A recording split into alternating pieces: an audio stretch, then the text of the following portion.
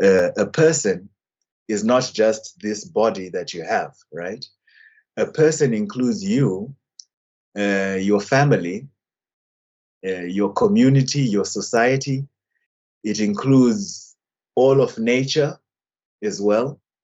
It includes your ancestors, those who have passed, and it includes all of creation.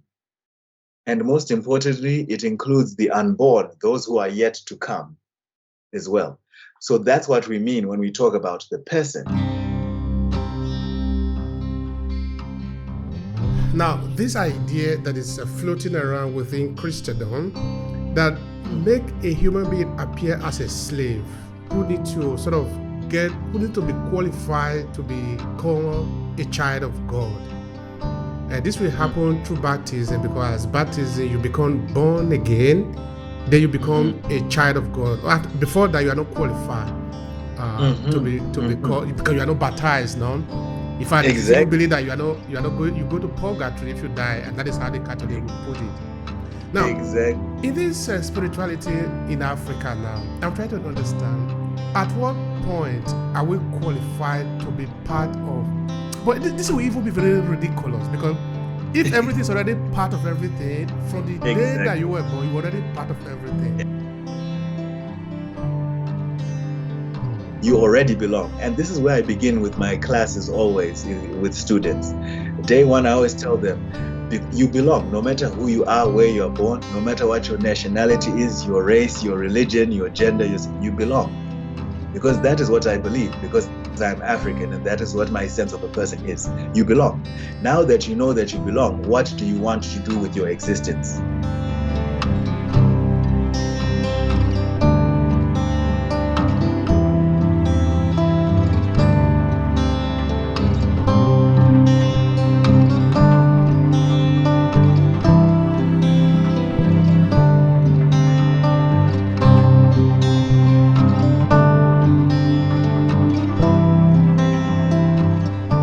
So my name is Tawanda Chabikwa, currently an assistant professor at the University of Texas, El Paso, and I teach in the areas of dance and Africana, or African diasporic studies as well. And I am also from Zimbabwe.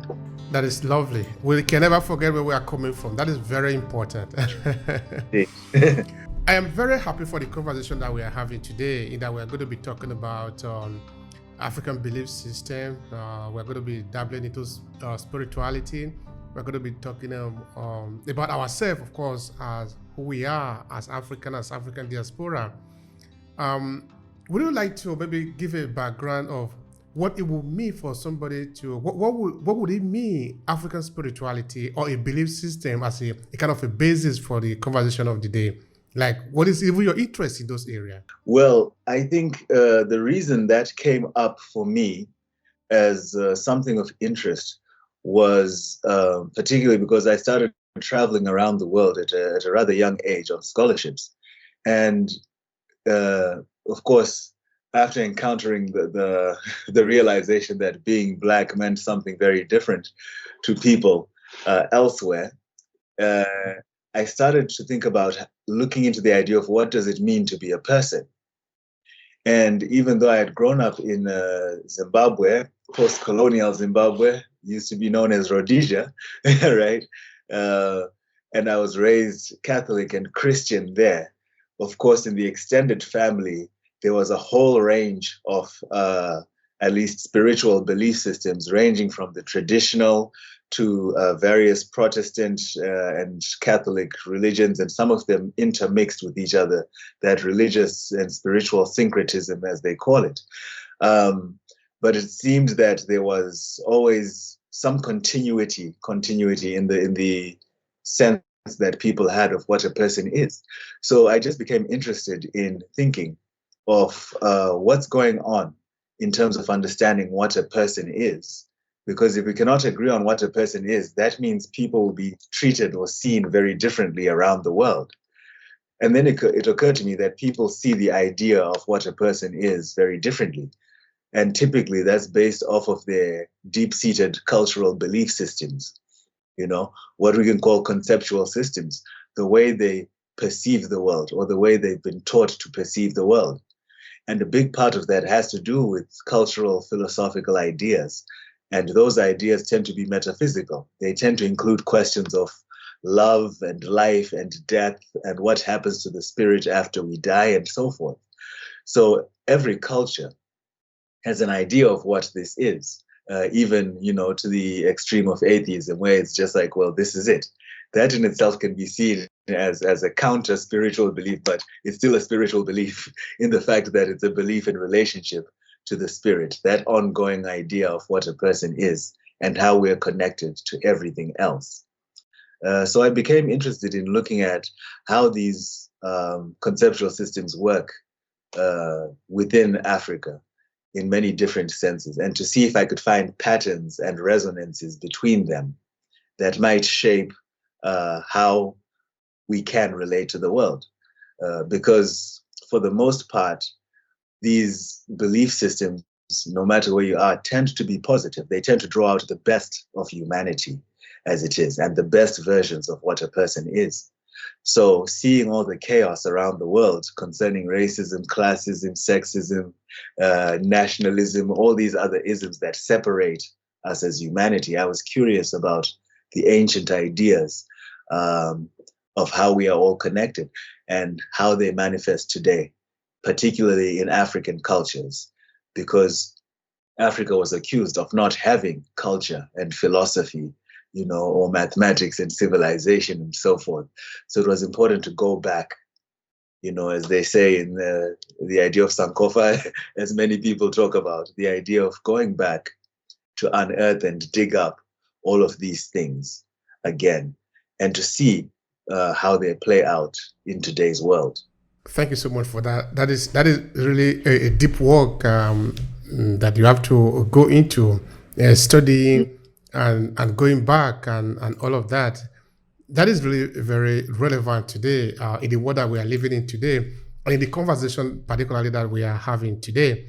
So it's really a privilege to talk to you on that area. Yes, at one point you said African was accused of not having a history of non. I forgot the name of this British philosopher who said that if you look beyond colonialism or European intervention in Africa, the only thing you see is darkness. Nothing else is there, only darkness. And Indeed. darkness for them, meaning that they were the one that brought light to Africa. And of course, by saying this again, they are talking of slavery, so that the African Americans should be thanking the European for having enslaved them, because without them, they will never see the light. By that, they also mean that the African today should be happy that they have been colonized.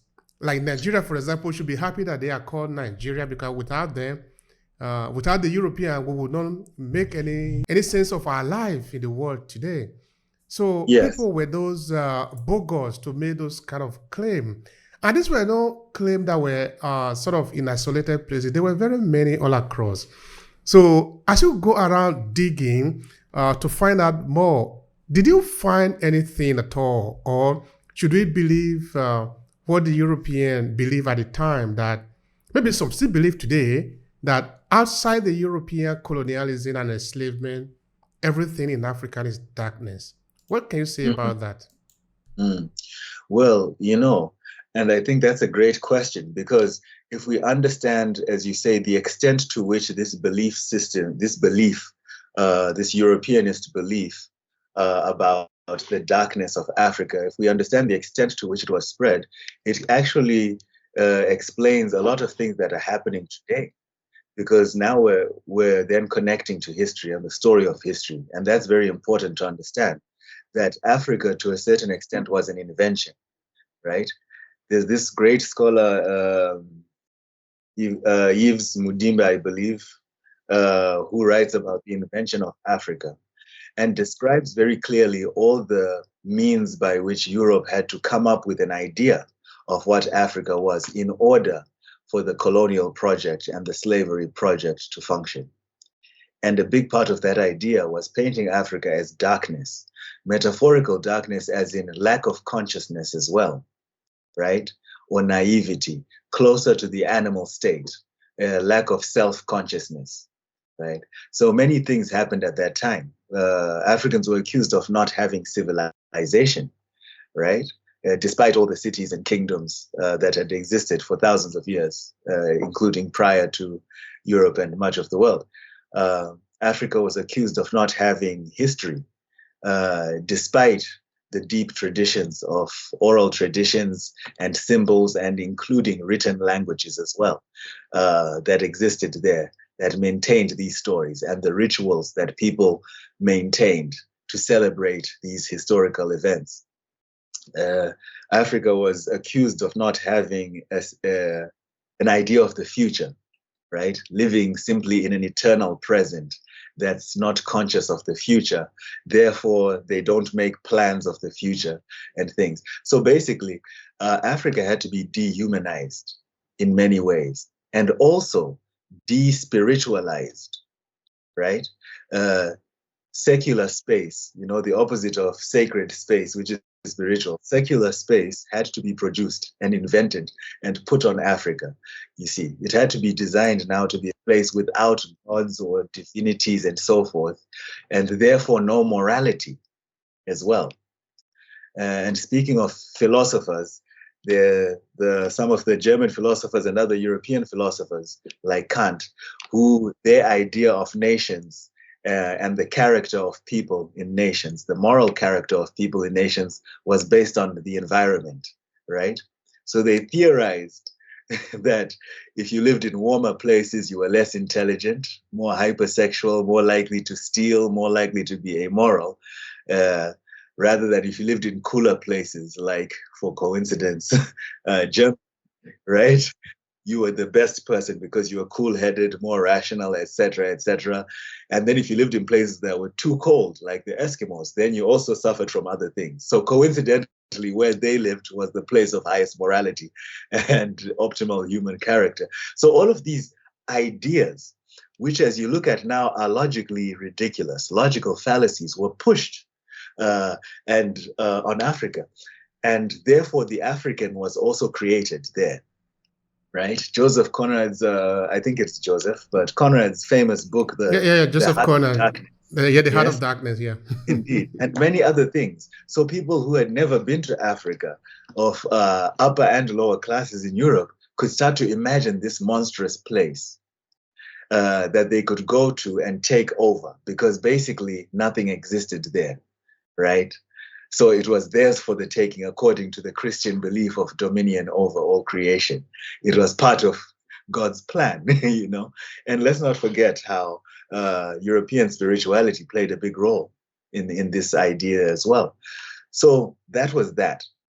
But however, in my digging of things, but more importantly, in my personal sense of things, prior to going into the Western Academy to rediscover knowledge that belongs to me already as an African, the knowledge of which I was dispossessed.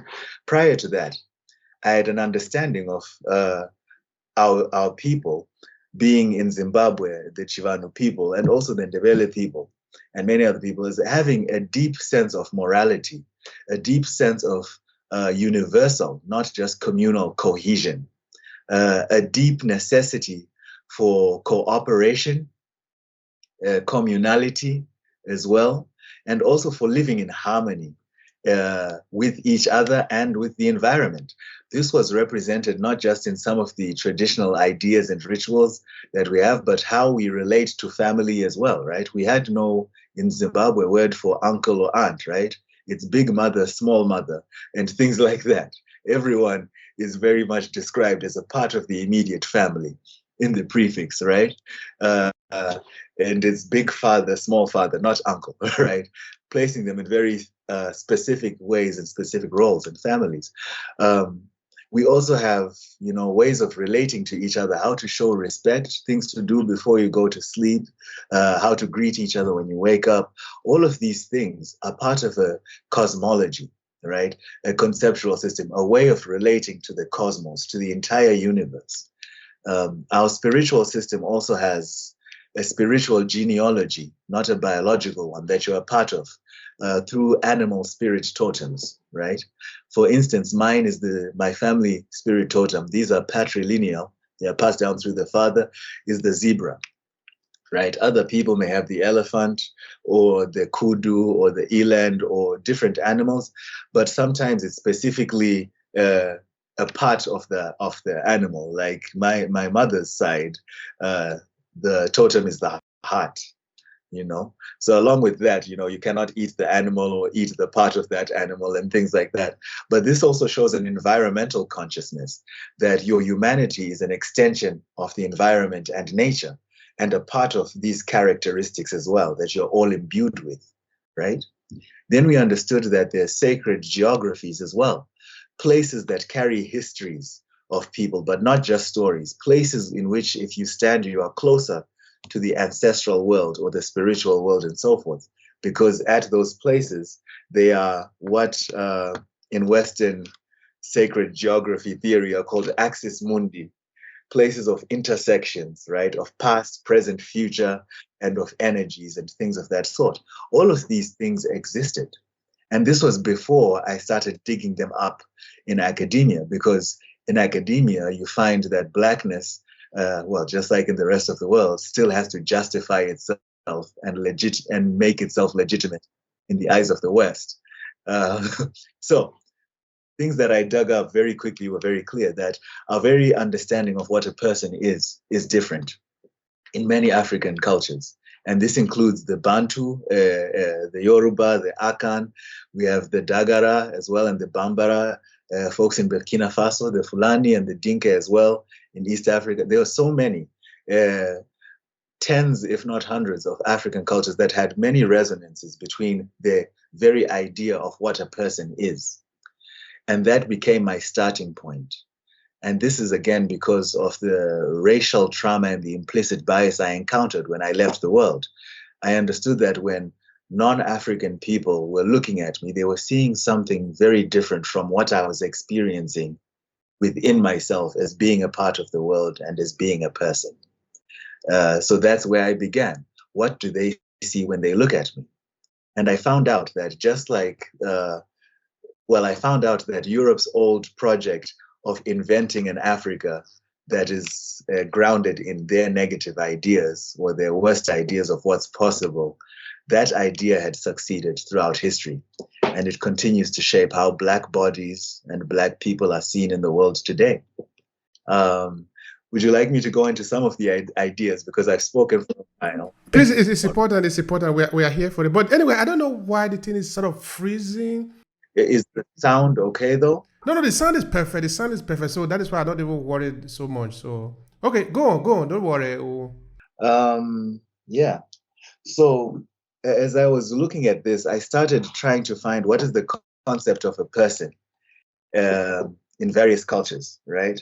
So I found, for instance, in Akan culture, the person has three parts. I think one is called the okra, the honam, and the sunsum, that separates the body, the spirit in general, and something that can't actually be translated, that's somewhere between soul and physical biology as well, and in Chiwanu, there's the idea of, the body and the spirit and the mind are separate, but so are feelings, right?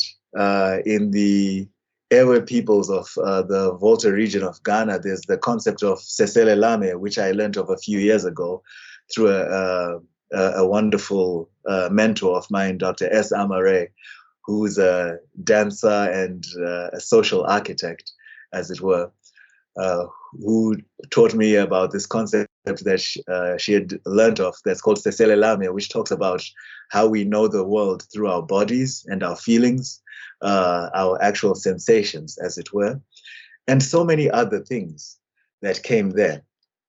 So as I was looking at this, I realized also that the idea of the person in the Western world is very anthropocentric, right? Focused on just this, the skin-bounded person, right? You, or who you are, begins at your skin and everything inside of it, your biochemistry and your thoughts, etc., etc. And that's what they consider a person. But if we look at it from an African place, and again, not trying to make Africa unanimous, but talking about resonances between different parts of Africa, a person is not just this body that you have, right? A person includes you, your family, your community, your society. It includes all of nature as well. It includes your ancestors, those who have passed, and it includes all of creation. And most importantly, it includes the unborn, those who are yet to come as well. So that's what we mean when we talk about the person, you see. So that's a very different understanding of what a person is. Because in that context, and there's an African-American philosopher and psychologist who talks about this. His name is Wade Nobles. In the 70s, he described this concept because he was also trying to ground psychology from an African place, understanding that Euro-Western notions of psychology were not working because they have a different idea of what it means to be human. And he calls this the extended self, right? Because that concept of who you are is actually extended and not compressed merely into just your body. So this idea of extended self became very important in explaining a lot of things. For example, the modes of individualism in Euro-Western capitalism and industrialism, etc., right? The military industrialism, the degrees of violence that could be done to bodies and things of that sort, because people could be seen as separate objects, right? Objects that could then be emptied out of whatever and have a different thing put inside of them. That's part of the project of colonization, right? Replicating colonial identity within non-European bodies, right? Putting European ideologies, cultural ideas, and also worldviews into bodies that are non-European, because that's their idea of what a person is, right? Just those singular separate bodies. But in that African sense, everyone is connected. Everything is interconnected, very much so. So in that sense, living in harmoniously with each other is the top priority. And also, just like I mentioned in the previous video, that idea of Ubuntu, right, that people talk about. I am a person because of other persons. I can only be who I am because I'm in relationship with something that is not me, right? That is not my skin. That is also a part of me, right? And I understand nature is also a part of me as well. Those who have passed, those who are yet to be born, the unmanifest, they're also a part of me. So this changes my entire approach to the world, right? Selfishness, individualism is not possible. Seeking my personal advantage is not possible because my advantage is only possible when we are all advancing together, as it were, right? Every decision I make, I must also consider the unborn because they are a part of me, literally. Who I am. I am my grandchildren, my children, etc., etc. So imagine in such a world, right, how we would make policies around the environment, policies around foreign policy, around wars and interaction. The very concept of what it means to be a person would be different. If I have a question, I have a couple of questions really related to that. You know, before we start recording just now, I was just throwing it out that of course, we are talking about African belief system. We're going to be touching also on spirituality. And very soon, everything we can see now is interconnected because everything really is interconnected. Now, with this, your holistic explanation, then I'm going to have some questions to ask you related to medicine, related to how we heal our body, and also how we destroy our body. Like you give an example of the military, of the over-experimentation that have been done on the human body, particularly the African diaspora or the African American who have been over-exploited and over-scorporated as if they are not human beings. Now, if you touch the point, and that is where I have the question, because the idea we have of the human being and the society, or let me just put it this way, the idea we have of who a person is shapes the kind of society that we build for this person. I'm beginning to see what role this understanding of personhood would mean in shaping the society. Now, I want to say that, for example, you see, Kensaro Wiwa was killed in 1995. Kensaro Wiwa was a environmental activist in Nigeria, in the Niger Delta.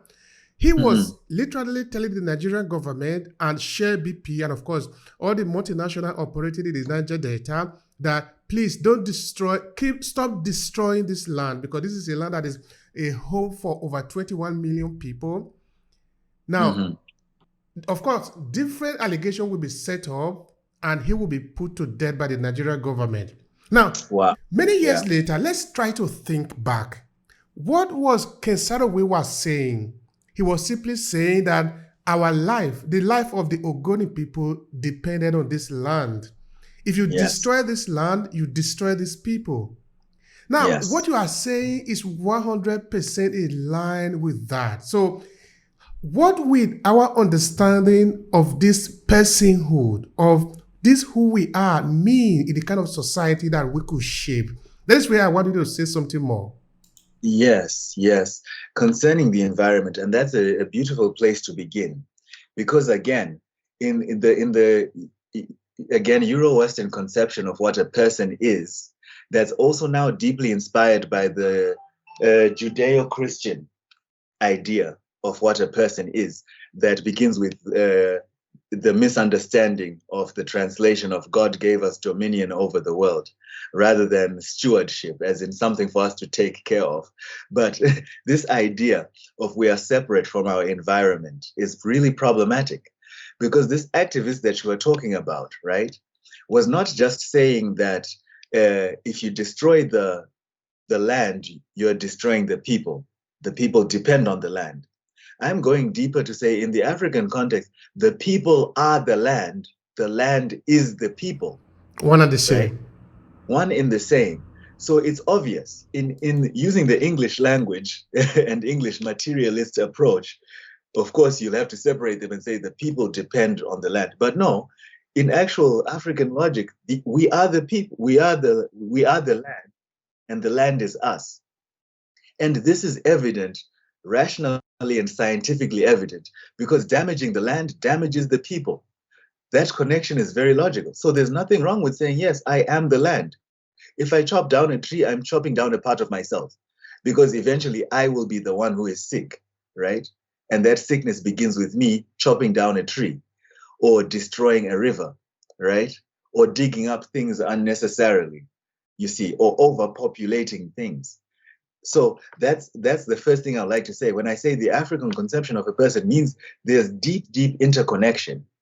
Not just we are interconnected in the Western sense of an ecological relationship, but can I actually live in the place? And this is also something that happens in Buddhism and some other spiritual philosophies around the world. This idea of interconnection is not the Western idea of one thing leads to another, leads to another. It's actually saying, I am physically, mentally, spiritually a part of the world, right? We are actually one thing in that way.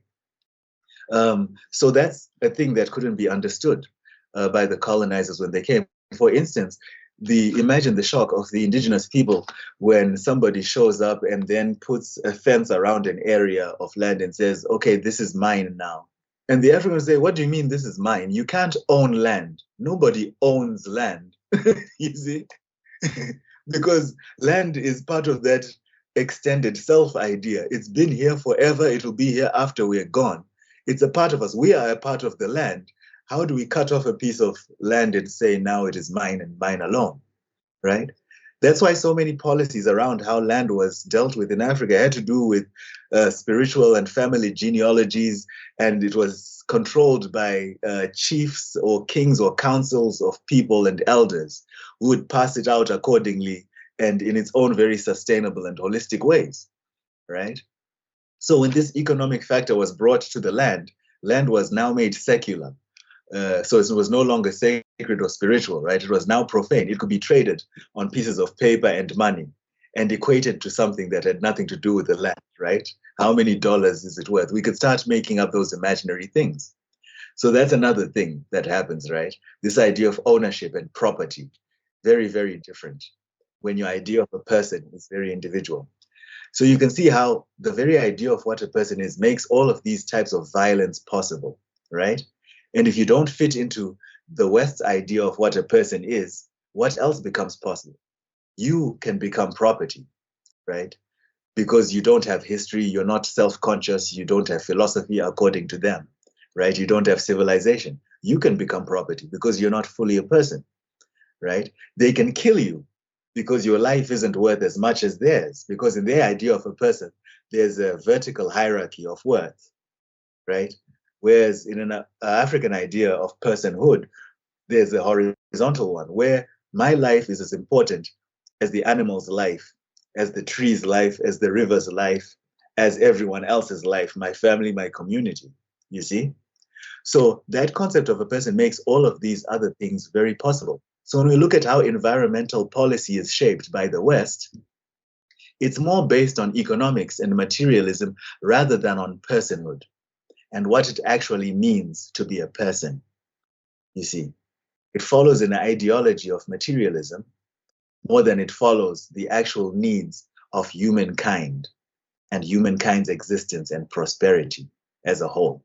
And if you were to look into the future, of course, we can already see the future here right now because African with the European have been entangled for several years now. But let's say most historically for the past 500 years, we'll be entangled very much with the European, and we basically are doing what they told us to do, and we have seen the evidence of that we are now lost.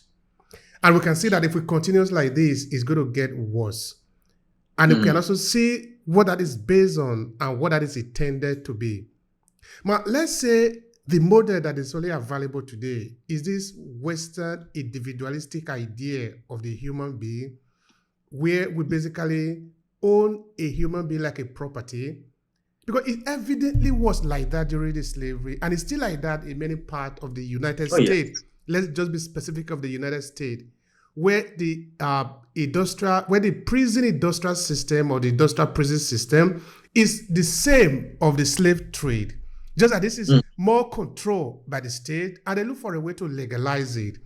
They put you there, they still use you anyway. Now, if that system was to continue, which is actually consuming the earth, because that system is consuming this earth, we produce things that we don't consume.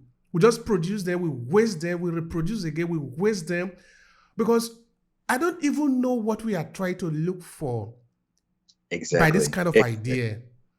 It is no longer about balance. We don't care about the ecology, the ecological balance of the system that I am part of what I'm destroying. Because, it begins with even a simple consciousness.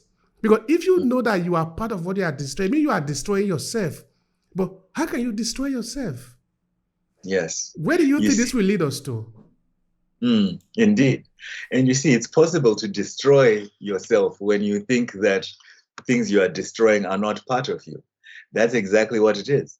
So this system that you're describing, and it's a wonderful question to say, where is it going? This system can be described as, progressivism to an extent. That linear idea of progress, right? We have faster cars, we have taller buildings, our phones are getting smaller, our internet is getting faster, and that is considered progress. That is considered human progress in the Euro-Western capitalist sense. But understanding that serves simply the ideology of capitalism, right? And economic progressivism is central, because that really has nothing to do with people. And because of such an idea, when you say, where is it going and so forth, it's possible to continue destroying, because the hope in materialism and materialistic science is rampant. So the earth can continue to be destroyed because guess what? People are already building spaceships of hoping to go somewhere else, right? To live in space. Some people have already given up on the hope of saving Earth. You see, they believe that money and technology will save them, and they will find another place to do the same thing that they did to Earth. And on we will go, spreading across the universe like a virus. You see? So that's the mentality we're living in. If I am separate, then I'm fine, right? I will be fine if me, am rich, right? I will be fine if I or me has money, if I or me am safe, if I or me, and it's me, all the way along, right? With a very short-sighted or myopic idea of who else counts, right? Just me, my wife, and my children. Maybe another generation. I'll take my grandparents too. But that's how myopic it's gotten, right? To my immediate biological system, right? As long as that's okay, that's okay. So now we can have nepotism and everything as well. So that's why that's possible. And that's very simple. Very simple. And it's very clear. What's disturbing about this is the evidence is right there in front of people's eyes. The evidence of the destruction and the death that has become the pattern, right? The evidence of how people's lives are valued more or less than others, right? The evidence is right there before our eyes, but we refuse to see it, right? I refer to this, or some refer to this as this colonial perceptual inertia, the inertia of perception, right? Which means that immovability of perception or the unchangeability of how we perceive things based on colonial ideas. So you will look at things happening all over the world, right? The exploitation of children in the Congo, or the dying of children in Palestine, etc., etc., and you will not be able to see it. You will continue to come up with reasons why that's okay or why that's not true, rather than accept that you are hurting yourself and that it is plainly wrong, right? Throughout to colonialism and slavery, if you don't mind, I'll go into that idea of medicine as another manifestation of this. Please, right? It's very important because that is actually at the centerpiece of that too, because we're talking about the human being. We're talking about some people who look at the human being like a machine, where you can just look at the eyes, where you can just look at the nose. You cannot heal only the nose. You need to heal the entire body. Please go into the medicine. It's important for us. Exactly, right? So this idea of what a person is, again, remember that ideologies are connected one to another. One thing leads to another, one thing leads to another. So if Hegel, Kant, and Hume show up and say national characteristics are based on the environment and temperature, and arbitrarily, for no reason, they just say if it's hotter, then people are less smart, they're more like animals, they're more prone to sexual things and hysteria and so forth and blah, blah, blah. And basically, what that did was make whiteness the standard of what a human is, the SI unit, right? That everything is measured against, you see? So in that case, everything goes downhill. Like I mentioned, what becomes possible there? It makes it possible to say everything else is wrong. Right? Everything else is not human. Everything else is not as valuable, right? Because it is not like me. So this pathological relationship to difference emerges, particularly to the simple things we can see, like race, right? And remember, it's not just about race, because racism, classism, and sexism have always coexisted. Even during that time when national character was being designed along the ideas of temperature and environmental and climate and physical geography, even at that time in Europe, women were still oppressed, right? Because a woman was not a full person. A white woman, a European woman, could not fully own property and so forth, right? Could not necessarily inherit the things and so forth, right? And peasants were also being treated as subhuman and so forth. So let's not imagine this began when Europe left and went somewhere else. Colonialism is an extension of negative practices that were all already in existence at the time, that were already in existence in that space. So I'll just make that clear first, right? But what became possible now, as people encountered things that were more different than they had ever come across before, within this ideology that was under the guise of science, this pseudoscience, right, and pseudo-rationalism, a moral egotism occurs. Because remember, they weren't just saying that we are more intelligent. They were talking about moral character as well. Because even though it was post-enlightenment, there was still something about morality, paradox, again, or rather not paradox, cognitive dissonance in the way the European mind at the time was working to support its projects. So with medicine now, the black body had already been primed in the white imaginary to be seen as an animal, right? And according to their idea of a person, which was separate from the rest of creation, an animal feels less pain. Is that not correct? And an animal doesn't worry about living or dying beyond its purely survival instincts, right? Because it's not thinking bigger than itself, according to whiteness. It's just pure instinct, which means an animal is less evolved. And taking on that Judeo-Christian misinterpretation of Genesis, that means we can use animals however we want to advance ourselves. So in terms of medicine, and this is very, very important, because the medical history of the world is rife with violence. It is paved with the dead bodies of indigenous people and many non-white people consistently, right? And the frustrating thing about that is that Black bodies and other indigenous bodies and bodies of color were used to design a medical system that primarily only serves white bodies. I will repeat that again because it's important. As we know, in the United States and in many other countries, the child immortality rates and the maternal, death rates and things of that sort, and death rates due to simple things like heart disease, liver disease, and so forth, are so much higher for people of color. And that's a frustrating paradox because of the extent to which Black and indigenous bodies were used to design medicine for white people. And it's very frustrating. So the idea of they feel less pain, right? The entire field of gynecology can be given to Black enslaved women and how their bodies were used by specific doctors who can be named. I suggest people watch Dr. Joy DeGray's lecture on post-traumatic slave syndrome. She covers very specifically naming the people who used Black bodies to create the field of gynecology and the equipment they were using, right, to deal with Black women's reproductive systems. The violence of that process is highly disturbing. The same things that were being used on cows and sheep, right, were being used on women. And some tools were invented just specifically based on this myth of a higher pain tolerance, right? Which is also the myth that allowed the conditions of slaves and the punishments on slaves to be so inhuman as well, and so forth, which also allows for more death to be allowed on Black bodies, right? It becomes very much what this other scholar, Ashil Mbembe, talks about as necropolitics, right? The politics of death, where it's no longer just about the exploitation and manipulation of bodies, but the easy disposal of bodies, the degree to which Black bodies can be killed, right, for the benefit of whiteness.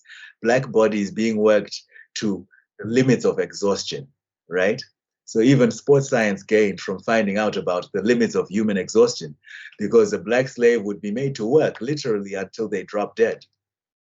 Archaeologists, forensic archaeologists are discovering this, or have been discovering this when they dig up certain slave skeletons, which tell the story, right, of people working till their muscles and tendons were ripping from their bones, literally, right, being pushed to that pure extreme of how hard can they work, how much can they lift, right, to the point of your muscles are working so hard your tendons cannot keep up, they tear themselves off your bones. So this goes on and on, right? The experimentation, very famously spoken about in the United States, of things like syphilis on Black bodies, right, being tested, and how to cure syphilis by, of course, injecting syphilis into these bodies, because these bodies were disposable and you could play with them as much as you want. Wait a second, you will continue from there. And yes. I want somebody to understand that we are talking of the good gesture that was done by the moral people, the moral upright people, the people of God, the people who were civilized. They were doing this to other people that look like them. And no. They didn't look like them. At that time, Africa were having 3 legs and maybe 5 hands. And they have muted now, no? Exactly. You see, James Allen was saying in his book that a slave and the slave master are tied by the same chain. Both of them are actually suffering from the same condition. Because for you to be free, you need to set the slave free. Otherwise, you are not free yourself. Yes, that is true. That is very true. Because it creates a paranoid and neurotic state if you are a slaveholder, right? Because how can you sleep well after doing that to people? You'll be worried that they'll come cut your throat while you sleep. So you can't sleep well, right? And because you're worried that they might want to take revenge or do something to become free, you must now become neurotic and increase your oppression of them to make sure that they don't. And it becomes a vicious cycle for the oppressor as well, right? So no, the oppressor is not free from acts of violence. And that's another example of why, in the African sense of what a person is, and you understand we're all connected, it becomes a very bad idea to impose such violence on anyone, because you know logically that it affects you, right? But of course, with the European idea of a person, no, we'll keep doing this, regardless of the evidence, right? So again, regardless of the fact that they saw people in front of them with their own language and culture, what do they say? No, these people have no language and culture. They saw buildings and cities and villages and kingdoms. And what do they say? No, these people have no civilization. They saw symbols and songs and writing and scripts and poetry and art. And what did they say? No, these people have no knowledge system. They have no writing. They have no. Do you see what's happening here? How pathological or dishonest, self-deceiving you have to be to see something that's right in front of you and say it is not there. Yes?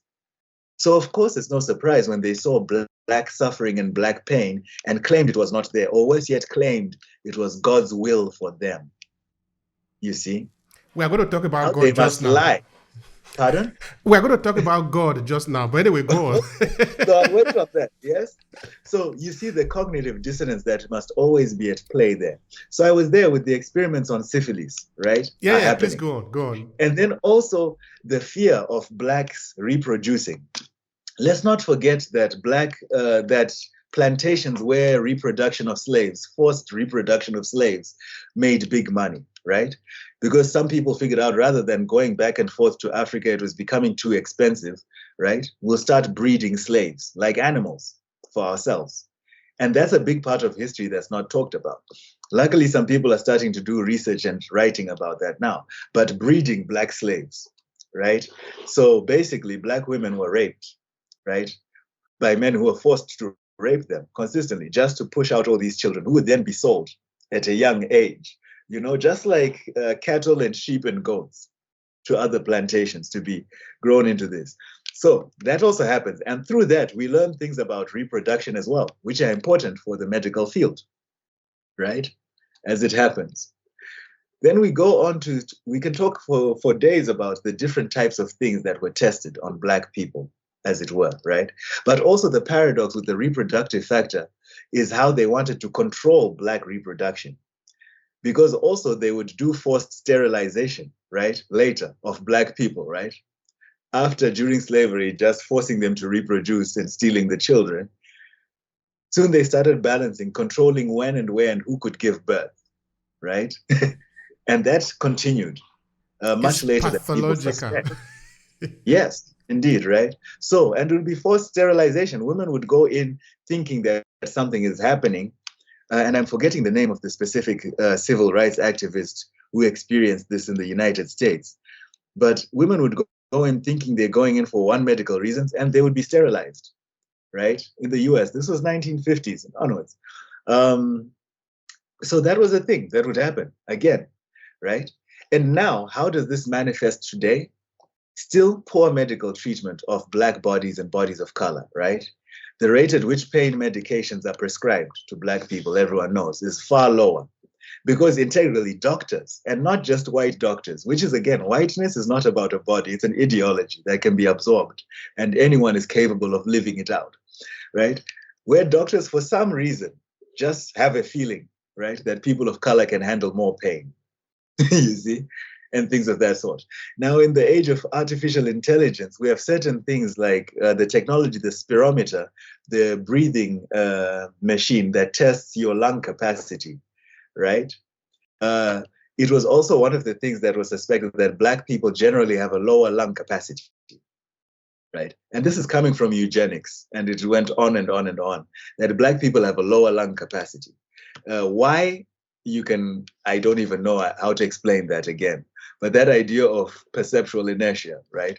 Because when we look at certain things in sports and athletics, especially in the United States, I would say, so your fastest runners and all your football teams have the lowest lung capacity. No, anyway, but this was just considered a general medical fact.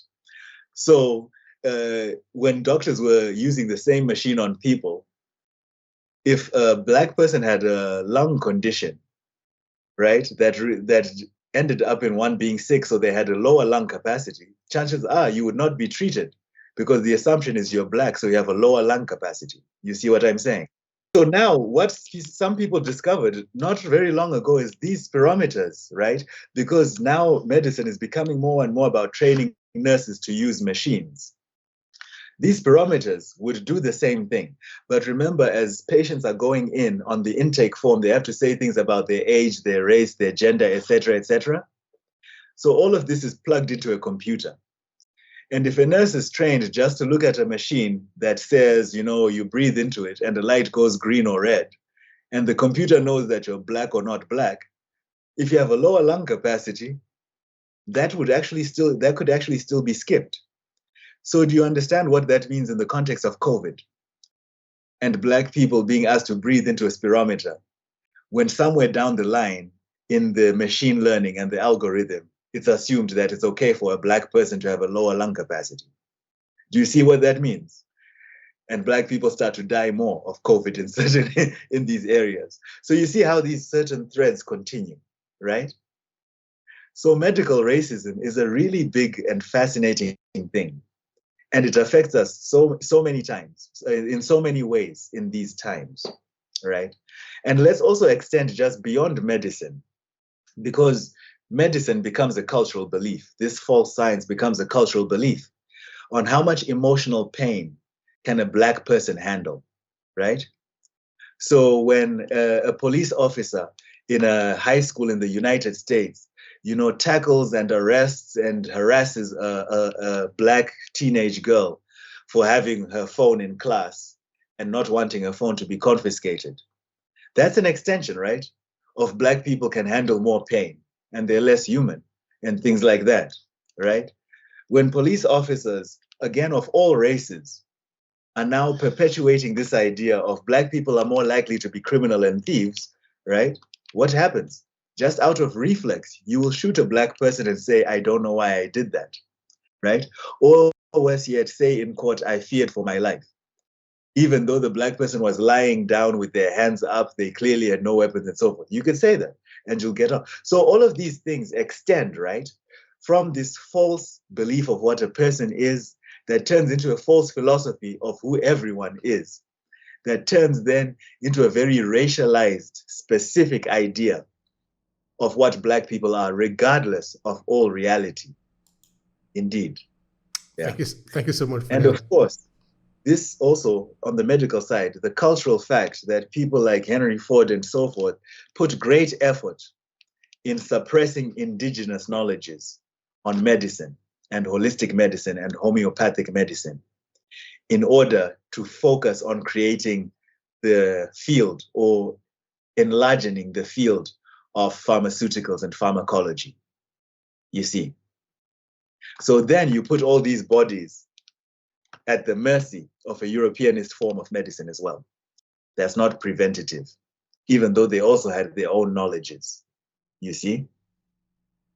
So it's a double bind that ends up occurring.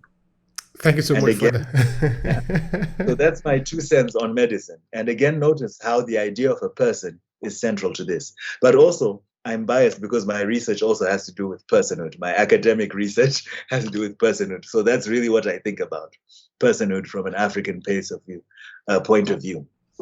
Yeah. Thank you so much for that.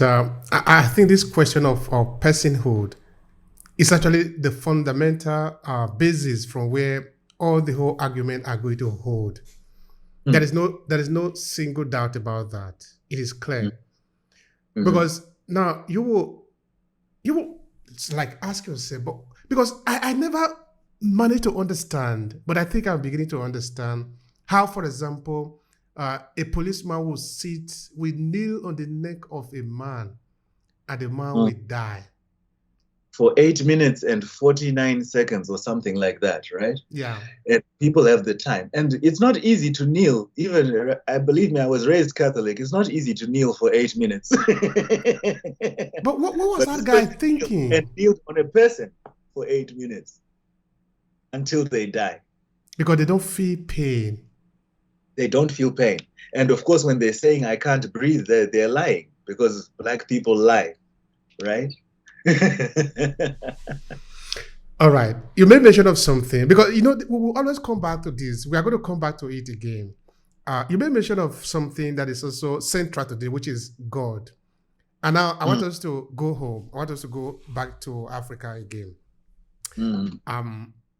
What is our concept of God? Help me with that. That is a fascinating one. And again, I always begin with Africa is not unanimous, so there are many different ones. I will point to certain always resonances and patterns. And that's what I mean when I say African, and I always spell African with a K, just to express that idea of the broader Africa. And also, as I get into this, when we talk about the African diaspora, right, I would like to remind people that I'm not speaking of Black descendants just off the continent as well, right? Because remember, Africa is large. And Africans have always been traveling within Africa since before colonialism and before encounters with the rest. So there's a diaspora within Africa, right? Zimbabweans living in Tanzania, people from Mali living in South Africa. So I include that when I say African diaspora, because there are many different cultures within Africa as well. Okay, so in terms of conceptions of God, right? Here I'm going to point to a few different creation stories, but also suggest the things that they believe. In many situations, there's an idea that there is indeed a creative force, right? A creative entity or a creator. However, the difference with Christianity, as it were, has to do with, again, let's say an idea that's similar to personhood, right? These creators tend to put other entities that are a part of themselves, a part of God,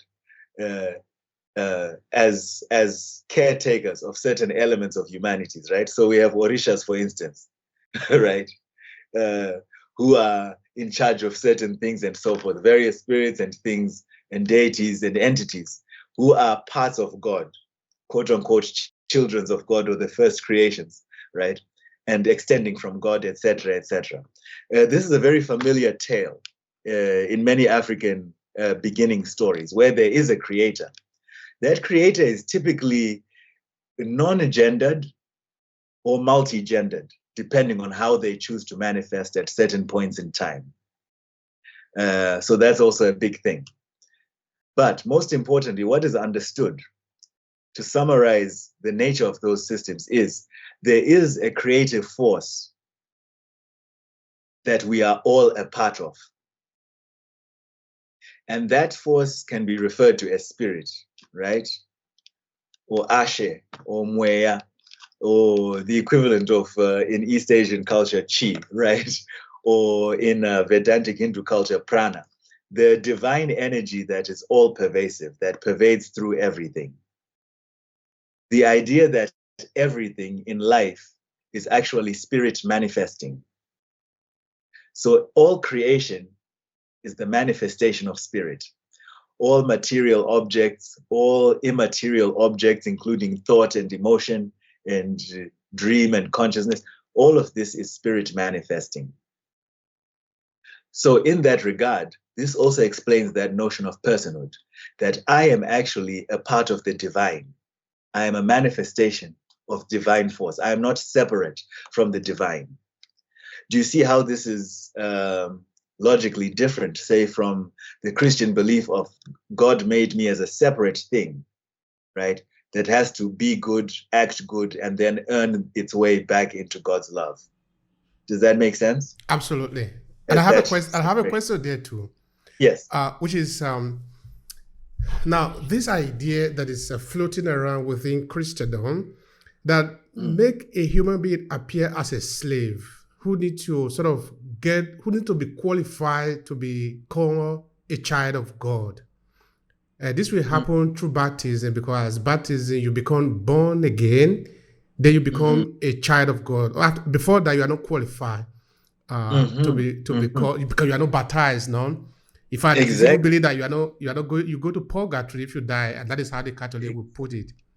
Now, in this spirituality in Africa now, I'm trying to understand at what point are we qualified to be part of. But this will even be very ridiculous, because if everything is already part of everything, from the day that you were born, you were already part of everything. Exactly. In African religion and spirituality, yes, in African religion and spirituality, you are qualified. There's no exam to pass. There's nothing to prove. You are already a child of the divine. You already belong. You are already a part of. There's nothing to prove, no one to impress. All that is left now is to live well in order, right, to reconnect or to get back closer to the source. But there is nothing to prove.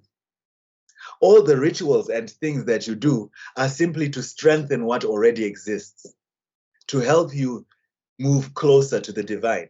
In fact, if we generalize, the main purpose of being human in African spiritual religions is the deification of humankind, the divination of humankind, approaching the highest spiritual manifestation of the self that is as close to the divine creation as possible.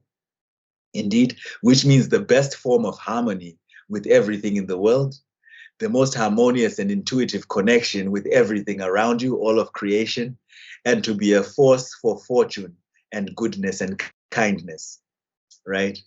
And that is the only purpose there is. Because remember, you don't die and go to heaven and leave everyone to figure everything out. You become an ancestor, which is just another level of participating in human and spiritual lives and so forth. And in fact, in many deep mystical African traditions, we do not claim to know where things end. We say that this is the world that we know, that is created by the divine. But we don't know what worlds the divine lives in, what gods our creator might worship, what worlds there are beyond worlds. You see? So it's a very continuous existence without a full stop, with a deep intellectual humility and a moral humility as well, right? Where there's no final exam, because existence or time is seen as the river that flows back into itself. So we do not even try to explain, to know that what is happening with God, right? Or that we know who God's mother is. But there is an essential assumption that even our creator is created, because that is how things work. Creators have creators. Nothing comes from nothing. But we have the spiritual humility of living within what we know or what we are given to know. We know that we will know more when we get to the next place. Just like we knew more after we were born about this world. And it's possible that we forgot some things when we became born as well, because some systems believe that you know some things and you choose to be born again to achieve something on this plane again, right? So that's another possibility. But again, that humility is there. There's nothing to prove. There's nothing you need to prove. You already belong. And this is where I begin with my classes always with students. Day one, I always tell them, you belong, no matter who you are, where you're born, no matter what your nationality is, your race, your religion, your gender, you belong. Because that is what I believe, because I'm African, and that is what my sense of a person is. You belong. Now that you know that you belong, what do you want to do with your existence?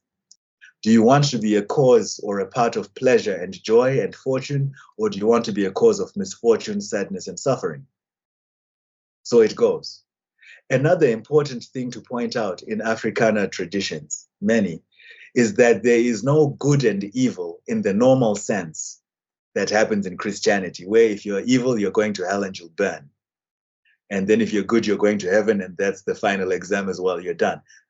Think of it more, the best translation that has been used is not so much good and evil as fortune and misfortune. And you are either an agent of fortune and misfortune, because evil exists. We know that evil exists. It's a part of reality, which is what makes the human journey important and your power of choice much more of a blessing and grace, because fortune and misfortune exist.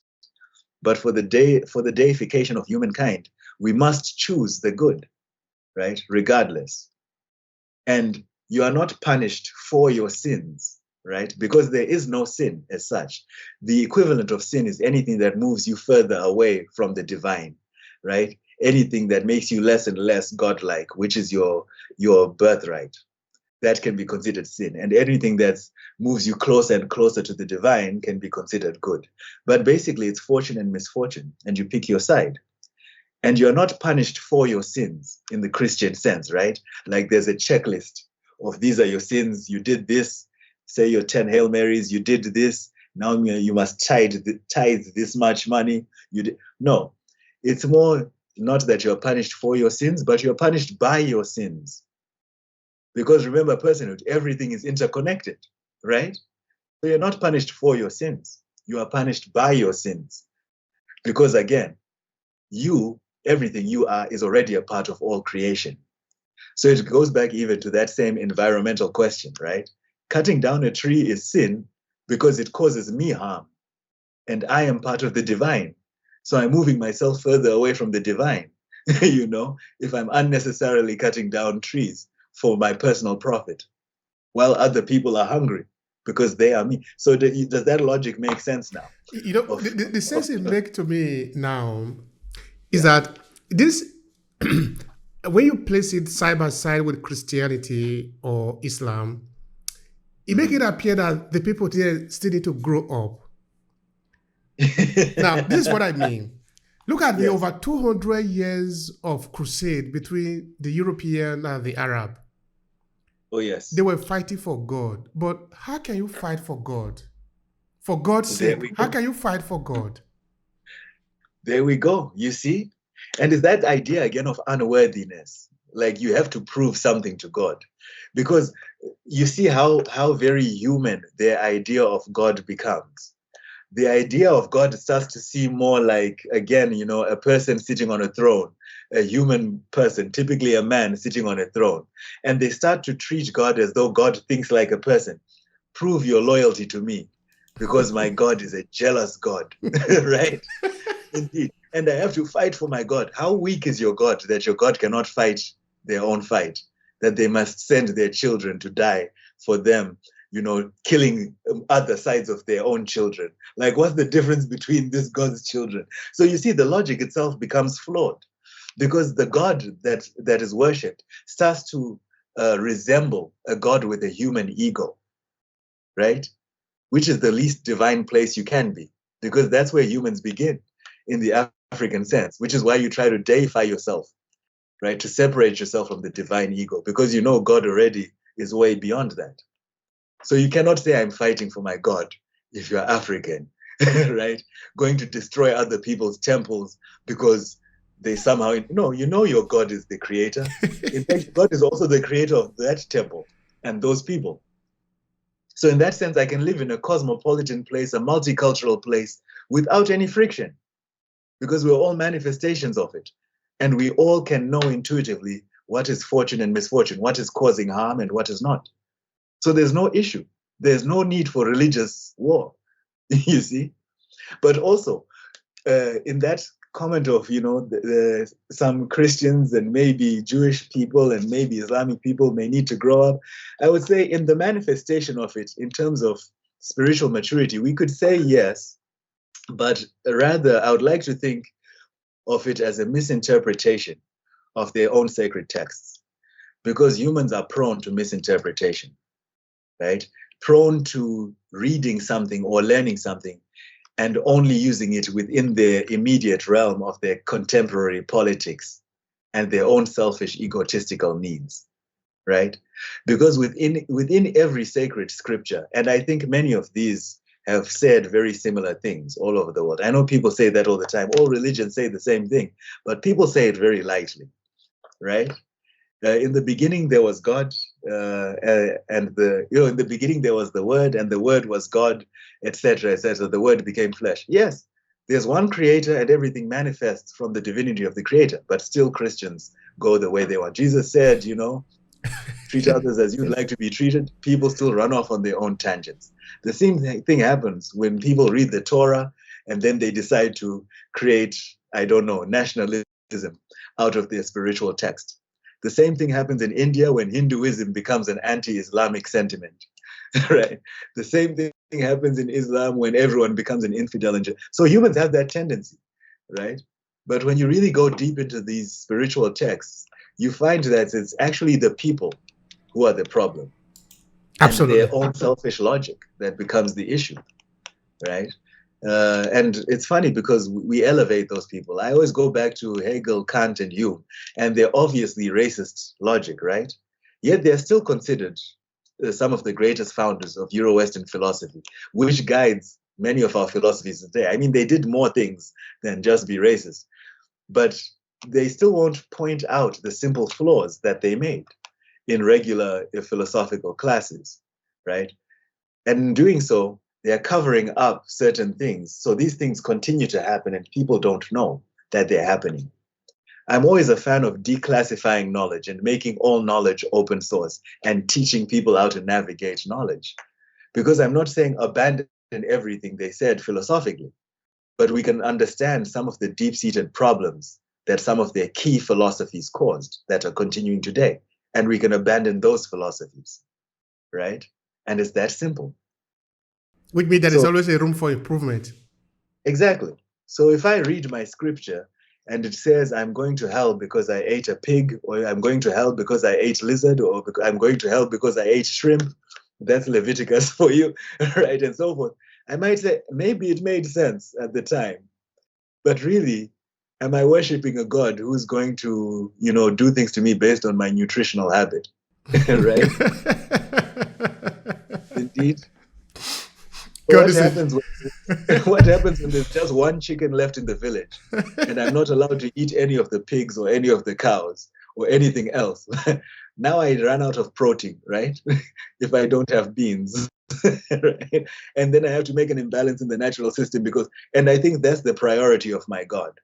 My God's priority is what I'm eating. But also in the religious scriptures, we know that there are specific prophets who said it's not what goes into your mouth that's sinful, but what comes out of it. But we ignore that part. You see? So we have to accept the human moral egotism is a very big aspect of this thing, right? This moral egotism, where we associate certain things to morality and what makes the world right or wrong, right? But if we look at African religion and spirituality, and I believe many other religions and spiritualities, deep within them, they carry these ideas that are very open and towards the good. But because religion is powerful and it's what they call a master narrative that helps people make sense of their lives, it's a very important one for people to manipulate. Very important for people to manipulate. And I will even go so far as to say things that are controversial, even though I've already said many things that are controversial.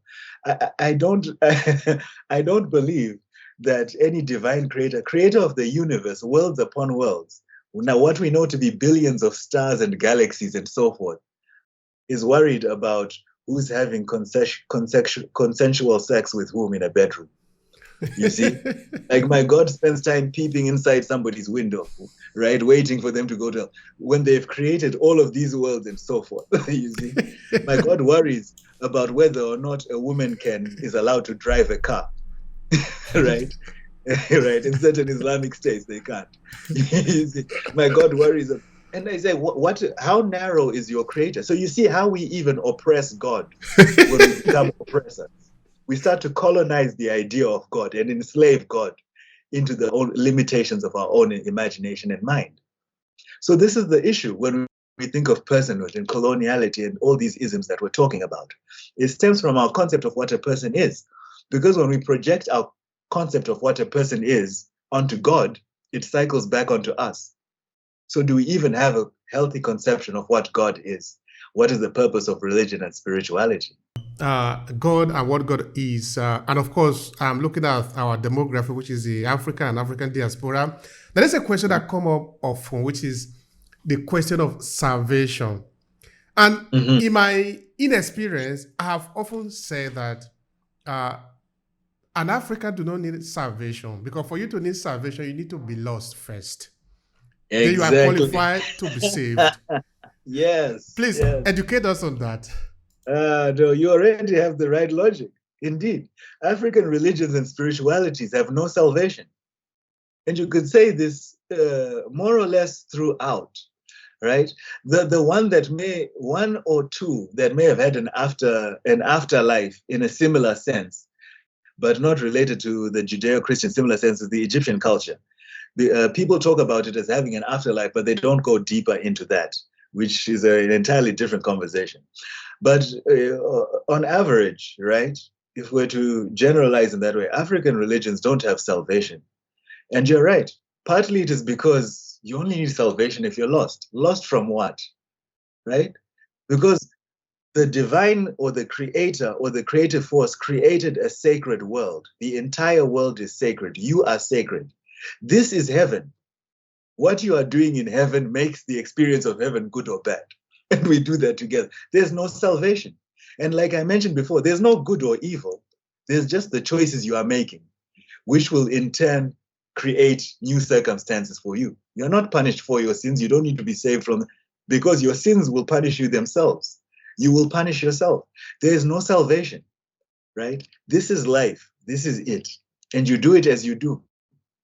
And also because of that idea of the intellectual and spiritual humility of their worlds upon worlds, we cannot know the mind of God, right? We know that there'll be something else to figure out once we're done here. And it does not end. That much we know, that there is no end. There's just a river that keeps flowing and flowing back into itself somehow on different planes. And so it goes. And it's that simple. So yes, no salvation, no need of salvation, because I am a child of God. I am born knowing that, right? And God is within me and within everything else around me. Indeed. And through my actions, I either am living towards accepting more and more that I am divine, like my creator, or I'm moving more and more towards denial of my divinity and connection to all creation. Very simple. Like you said. Now, I wanted you to help me with this curiosity. And it has to do with this. When you see a lot of people working because they are afraid that they will go to hell, for this reason, they are preparing to go to heaven. So they are passing through all the process. And of course, we see a lot of them also going to kill other people. They say when they do that, they will go to heaven and all of that. No, it's not the first time that we have heard that. But this is my curiosity. I will ask you to help me respond to that. Before we are born, we don't make any preparation of how we are going to live in this world. At least I have no understanding of that. How could we make a preparation for when we die? Yes. That's a very good question. How do we make a preparation for when we are going to die? You see, and that is also, again, remember how slavery and things were justified, right? That Black people will be safe after they die, that they'll find salvation. Right now on earth, they have to work so they can be happy after they die. Do you see that logic? There. So yes, I don't know how to prepare for after you die, you see, but we're told that we're given our syllabus or our manual by these sacred texts that people misinterpret however they choose. And then we entrust the interpretation of this to certain priests, reverends, and rabbis, and imams, and etc., hoping that they are not biased by human ego, that they are not biased by human politics, and they're not overly affected by human emotion and human logic. And history has shown this to be very wrong, right? So how do we prepare for after we die? I have no idea. But I suspect that's also a misinterpretation of if we look at mystical Christianity or mystical Judaism or mystical Islam like the Sufis. Much of what they believe is very similar and connected to some of these indigenous religions we're talking about.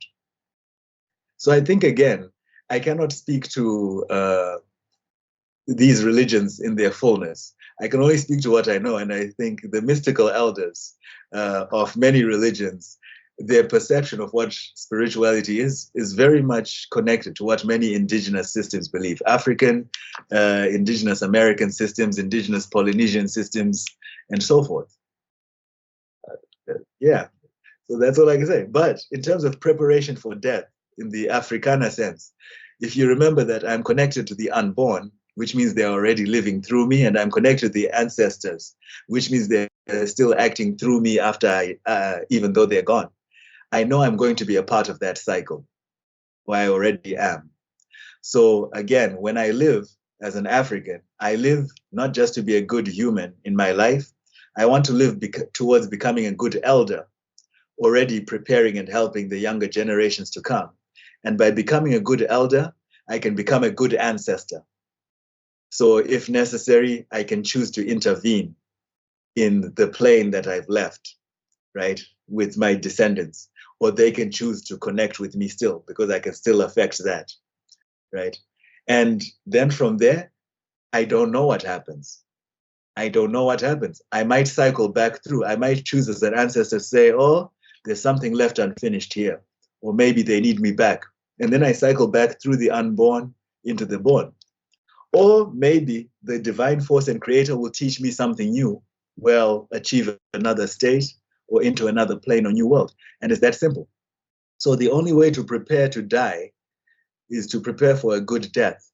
And all that means is living a good life. And we've already talked about what that life is, because it's modeled in the idea of what personhood is and what being a good person is. So in that case, there's no pressure. There's no need to live from guilt, right, and fear, because you know that you make your own good life, your own good death. You create your own fortune and misfortune. Yes, you interact with other forces that influence these things. These forces could be positive or negative, right? But they will also be punished for and by their sins and rewarded for and by their acts of good fortune. It's very simple, is it not? All right. Now, in the course of the conversation, you made mention of the word creation a number of times. And of course, many people, we see that creation from the Judeo-Christian understanding, reading the Bible. I don't know if you want to expand on that in responding to the question that some people might have, which is, where are we coming from? Maybe what can you say about that to help us get a better understanding? You see, that's a big question, and a deep philosophical question again. And again, I'll approach it from that African place of both intellectual and spiritual humility and say, I don't know. But what I do know, right, is based on the understanding that I've dug up by chasing this knowledge from elders and other systems and things, is a general sense of there is a creative force.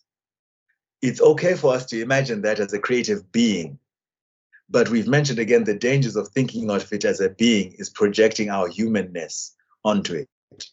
But there is a creator, as is. And the general idea is that creator is good. And because we are part of that creator, creation is good. Indeed, and all is well with creation. So the idea of deification is actually increasing and growing and expanding toward that source. Again, you see that river that flows back into itself. We are part of that river that's trying to flow back into the divine. Because by getting back to that source, we'll then understand more about where we came from. And remember, again, the logic is that it's not necessarily a closed circle, because the idea is everything comes from somewhere.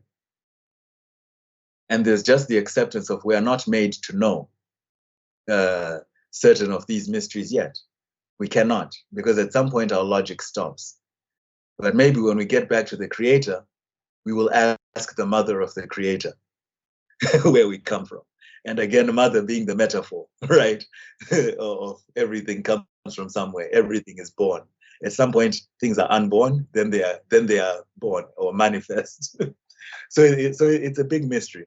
I cannot delve too much into that, except to say in many African understandings, there are worlds upon worlds upon worlds. And as was written in the book Things Fall Apart, one character says, one of my favorite quotes, the character is Uchendu, some old wise man, friend of Okonko, who says, there's no story that is not true, the world has no end, and what is good in one place is an abomination in the other. But that part of the world has no end, and there's no story that is not true, that I like, especially the world has no end. So again, in African religions, there's no revelations where everything is bent and so on. No, the game will continue to continue. And there will be worlds upon worlds. We will discover that when the time comes, and we'll continue to grow in knowledge. And to be honest, much of this mystical knowledge that is so deep is beyond the point of language. We cannot language through it or rationalize through it. It must be experienced. This is not unlike what the Buddhists say of enlightenment is. We can say words that point to it, but at the end of the day, all we're doing is being like a finger pointing to the moon, as the Sufis say, right? It really is something that can only be experienced and known through experiencing it. So I won't even dare to try to answer that, except to say it's good that in Africana religions, there's intellectual and spiritual humility, but there's still that curiosity and ongoing search for it. Thank you so much for that. Now, I have a reflection, and I will ask your opinion about it. From your explanation, the idea is in my head is this: that at the end of the day, we are all one in literally one and the same energy. But of course, we also have the role to be able to decide certain things, like choosing from right to wrong. And because we have talked about our relationship with the European for over 500 years, looking at slavery and the mutilation of African identity, history, and culture by the European element, if someone were to have a proper understanding of what you're saying, and look at that episode that we talk about today, you could see the European, or at least those characters that have participated, as people who have never grown up, as little children, who yet, not that they don't know Africa is a problem, that they don't even know themselves. Which means they too are in the process of growing up. Because when they grow up, they will probably act differently. This is what I mean. Because if in this journey, we are trying to be like God, and God is the creator of everything, therefore it should even be wrong for us to destroy the work of God. Therefore, God is the creator of human being. If I am destroying humanity, destroying human being like the genocide that have been committed against the African people, if I am aware of that, there is no way I can even do that, except I don't know what I'm doing. So this is from the perspective I'm trying to understand the continual genocide being committed against the African people by European element, that maybe they haven't grown up. Therefore, they are acting as children. What do you have to say about that? Indeed. So, that's a fascinating thing to say. And I could see why people could see that. And there could be a lot of reasons to think that way too. There's a degree of lack of maturity in certain ideologies that happen. Yes. And again, the thing with that observation is it connects psychological development to cultural and historical development, it's making an analogy, which is a very useful one. So we're basically saying the way a human brain or human individual develops can be mapped onto or compared to how a culture develops. So that's the idea we're working in. And I will say there's this great spiritual teacher, Richard Rohr, a Catholic Franciscan priest, who writes some wonderful things. And I forget, he was quoting some American thinker a philosopher and psychologist, who pointed out that the Western world and the Western culture and the Western mind is stuck in a state of pathological adolescence, right? As in pathological teenagers, as in they have not matured or grown up, right? Now, when those comparisons are made, we can talk about the points of psychological development of a child, where first the child thinks it's the center of the world, then it realizes it doesn't control the world, then it tries to manipulate the world to its advantage, then it starts getting an ego and it gets to the point of where things belong to it, right? The ego can start saying mine, mine, mine, mine, mine. This is mine, this is mine, right? After being able to say this is me and this is not me and so forth. And if we try to make that comparison, yes, one can say, yeah, what is imperialism, right? Is a child trying to walk around the world saying this is mine, this is mine, this is mine, this is mine. You see?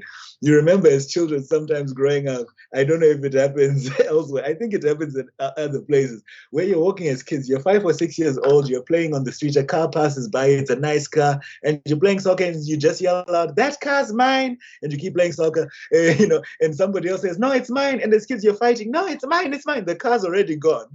But you're just wanting to say it's mine, right? And so forth. And you walk around, you say, that house is mine, and in your mind it's yours, but it's really not.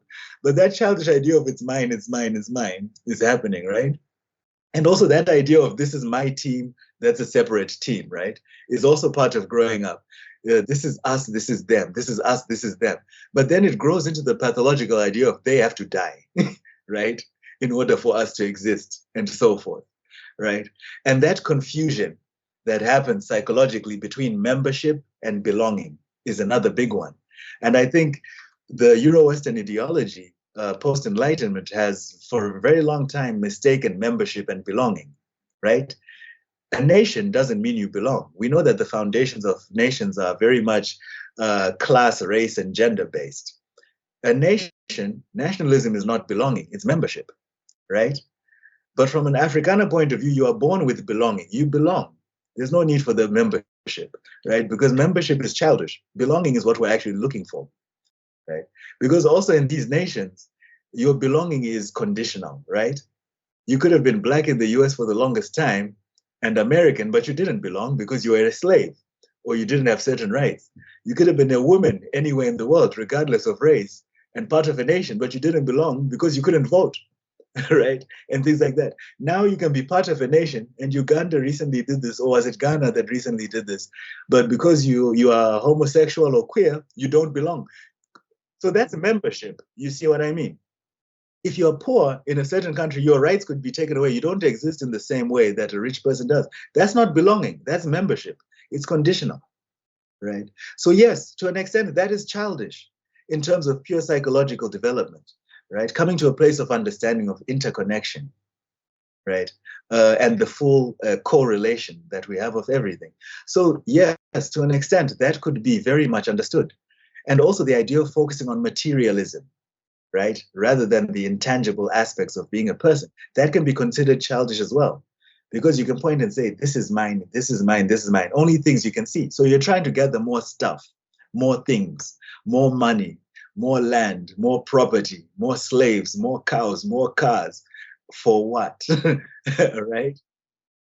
If you're one individual and you're worth $40 billion, right? And some countries spend under $5 billion a year to take care of everyone, what is the purpose of that? Like, what are you doing? You see? Why does that even make sense? What's your idea of a person? You see the point. So yes, there's a degree to which that analogy of psychological development can be mapped onto cultures. And like I say, smarter people and greater thinkers than myself have pointed out this idea of, yes, the Western mentality is one of pathological adolescence, that some type of maturing needs to grow up. But it's also possible that they were grown up, then they became young again. Because prior to the Enlightenment and so forth, before their own attack on their own indigenous cultures, that were non-Christian and things, there are certain different ideas too. Yeah, I think that might be very hard for somebody to even comprehend. But yeah, that is, we are talking based on evidence. Yes. In that, sometimes we can even do things that we might do out of because we don't have enough information, we don't know yet. But Mm. you get to a point that it is clear that what you are doing is wrong. You don't keep on doing that. If you keep on doing that, meaning you are a child, you haven't grown. For example, Yeah. this is over 500 years. You'll be doing this thing continuously. You don't try to change black to white because people will say you are wrong because once you say it was black, whether it is white. No, your sense of maturity is to own up. Oh, I was wrong. Now I know. But if you are not mature enough, you will look for a way to change the black to white so that people will say you are right. But of what Indeed. use is it? Indeed. And imagine that simple act, the simple act that can make us all human and mature, is being able to say, I was wrong, or I'm sorry. Very simple things that connect humanity. Because we all do things, we all make mistakes, and we all learn in this process together. But rather than admitting that something was wrong, etc., you double down instead on the same idea. Right? So now you must make what is wrong right. You must make it right, By all no means. matter what. Exactly. Right? Indeed, you must now make it right because you don't want to say I'm sorry. And you've also created a reality in which now you can only imagine that you'll be punished for being wrong because all you've done is punish and do violence. Now you cannot even imagine a peaceful resolution to what you did. Right? Reverend Desmond Tutu did an amazing thing with that Committee for Reconciliation in South Africa post-apartheid. Was that not a miraculous thing? Something that could show that, oh yes, this is a mature grown-up person, a mature culture, right? Where you sit down, you say what you did, and you acknowledge that it was a mistake in front of everybody. And it's like, okay, we're done with you. Next person.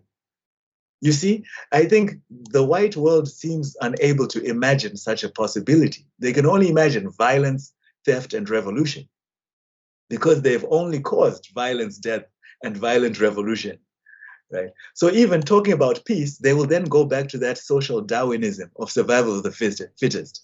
They'll say, no, we can't have less guns because somebody will come steal our things. And it's like, who is this somebody? You are the ones who came and stole things and taught everyone to steal.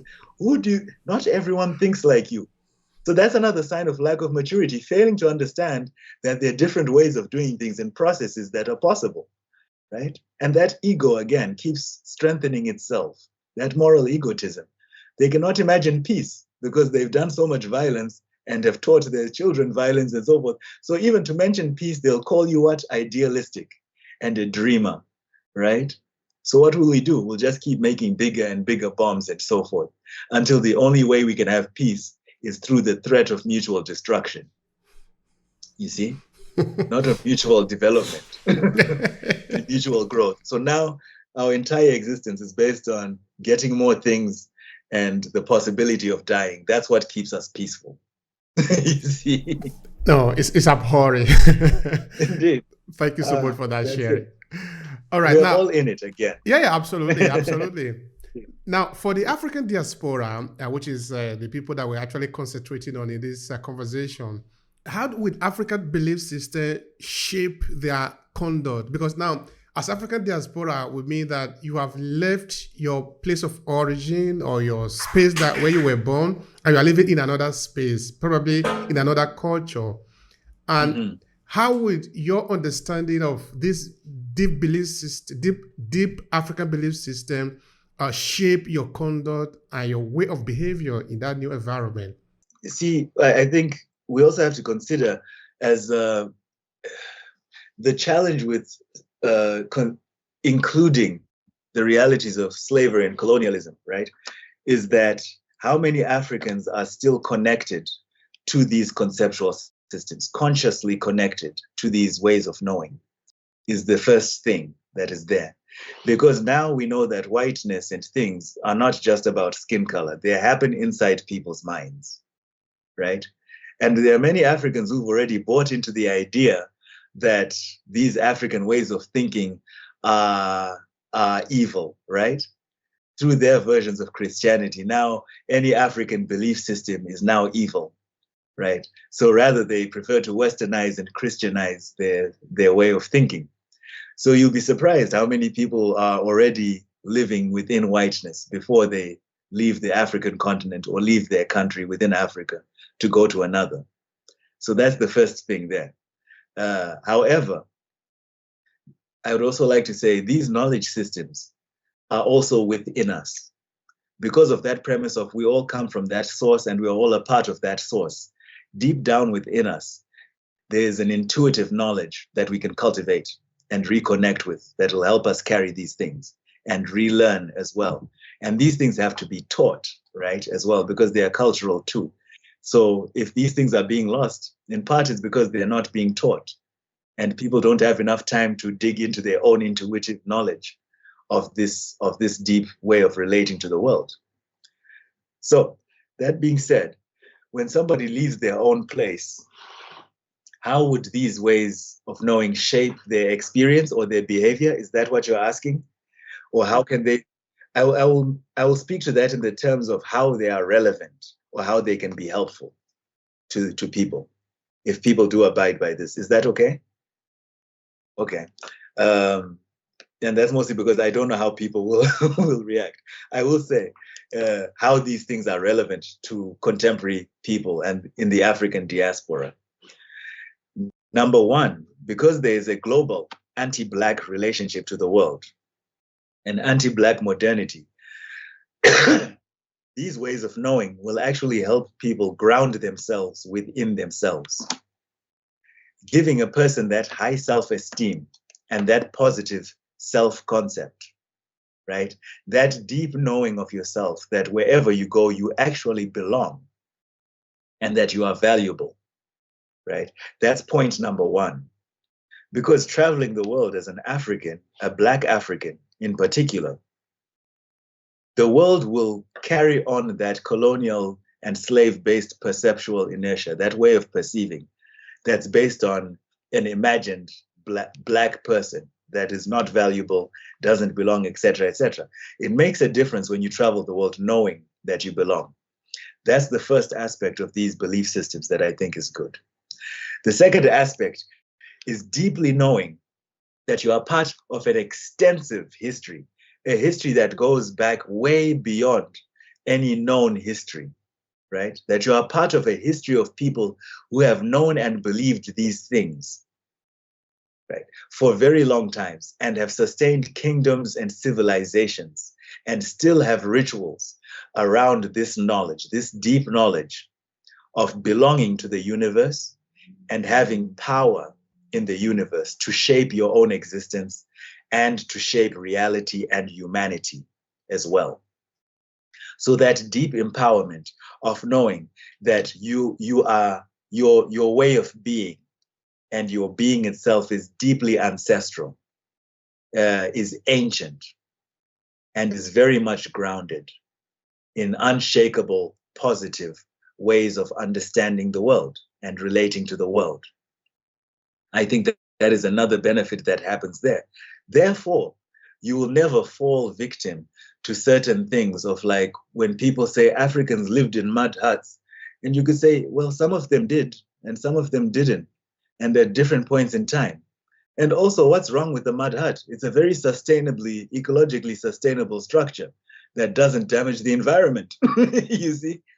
And civilizations happened around building things with stone and mud and so forth that were very connected to the earth. There was no need to make these synthetic materials and so forth and call them more civilized just because they cause more pollution. You see, just those simple things, those little put downs that happen in the world, right? When you are Black, these little casual racisms and implicit biases, right? And when somebody says, oh, your English is so good, and they're surprised, and you say, well, actually, English is just one of the languages I know.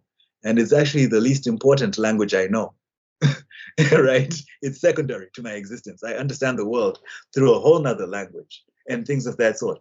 Just that capacity to deeply know, understand, and take pride in who you are and where you come from, not as a way to put others down, because that's what the West did. They mistook knowing yourself as making yourself better than somebody else, right? But knowing yourself and where you land or exist in this cosmos in relationship to the world and to the longer history of the world is fantastic and phenomenal.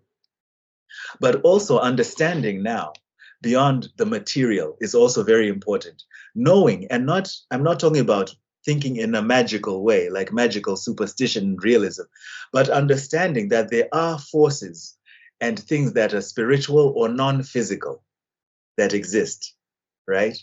Because you are connected to ancestors and to the unborn and to possibly other worlds that exist on this plane as well, right? There are also African cultures like the Dagara and the Bambara who believe in things that I think the Western equivalent would be things like fairies and gnomes and so forth, right?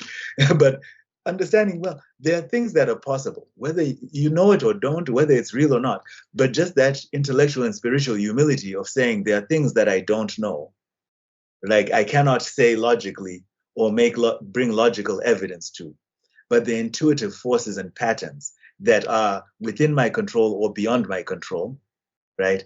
Therefore, I still need to be in connection with things that are spiritual, because there are things that are non-material, right, that exist. I must somehow have an aspect of my life that is spiritual. And following that is good. And now that means it can be whatever you choose. You could choose to be Christian, Muslim, Buddhist, follow an African traditional religion, something. But finding a healthy connection to things that are spiritual, again, because that's how you connect to all of creation, becomes very important. And that maintains your connection to that idea of I must always be living in positive ways, in positive interaction and relationship to everything as best I can, right? That gives you an actual form of realism that gives you comfort in the world. Because one, you know that you belong. Two, you know that you are a part of the world, right? And you know that you have nothing to prove. And you are empowered because you have agency within yourself.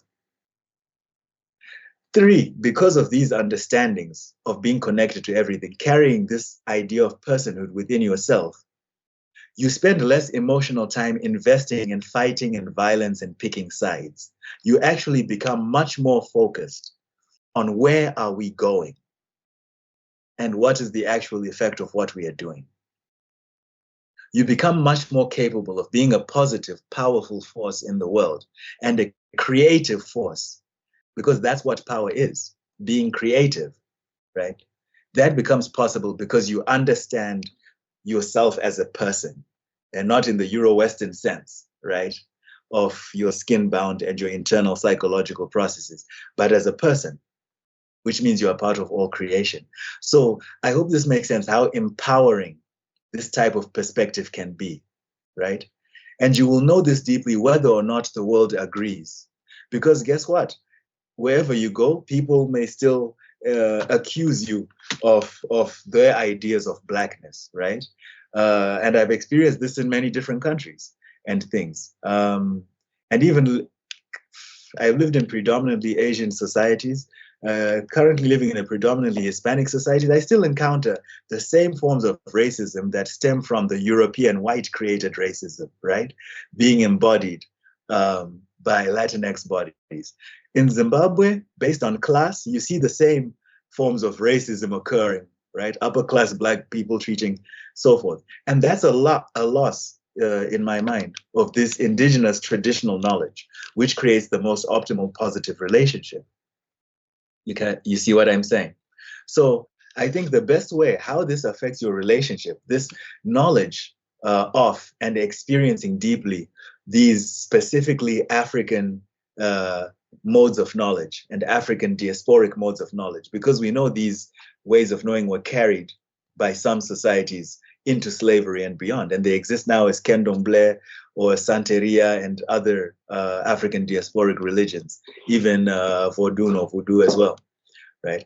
But knowing these things very deeply gives you access, once again, to your power as a Black person in the world, access to a power that we were cut off from through these violent historical processes that tried to shape our minds now to believe that we actually deserve slavery in order to achieve salvation, that we are somehow less intelligent or our experience and knowledge is less valuable than the blind knowledge that they try to share with us, the limited knowledge of a pathologically adolescent people, right? So we no longer will buy into the cognitive dissonance and traumas We will no longer inherit those traumas. And rather, we will heal ourselves and heal our ancestors and create a better way for our unborn by living within these knowledges. Thank you so much. That healing is very important. It's good that you make mention of it. And Very now, much so. because we are connected, we are not alone. I don't remember who said it, but I think it was in a film. I think the film is An Amazing Grace. It says something to the effect of, all my ancestors are going to come to my rescue. I am the reason they have ever existed. Exactly. That is Exactly. something powerful. Exactly. Now, let's And talk when you about this say- healing a little bit. How can this understanding help us to heal ourselves and also to heal our generation before us and after us? Indeed, indeed. And I love that. And I like that you mentioned that idea of all my ancestors, right? Because another powerful aspect of this understanding, if you live within this African knowledge and conceptual system and truly embodied, you know that you are never alone. You know that you are never alone. Just as Christians call out to foreign and unfamiliar saints and things and whatnot, as an African, you can call out to your grandfather, great-grandfather, great aunt, etc. They are there. They are always there and present. You see, and you can always be in conversation with them, right? Because when we talk about this healing, right, I am the unborn and I am those who have passed and I am also me. That means everything I do has an effect on the unborn and those who have passed. So through my life and my living, I am still dealing with the traumas and the pain and suffering of my ancestors. Through the way I live, I can heal them right now, right? Because that connection is very deep and material. And as science knows and claims, it literally changes my DNA physically and materially, right? When I live within my joy and my power rather than trauma and paranoia. And that means I am already healing the unborn because that's the DNA that will be passed down as well.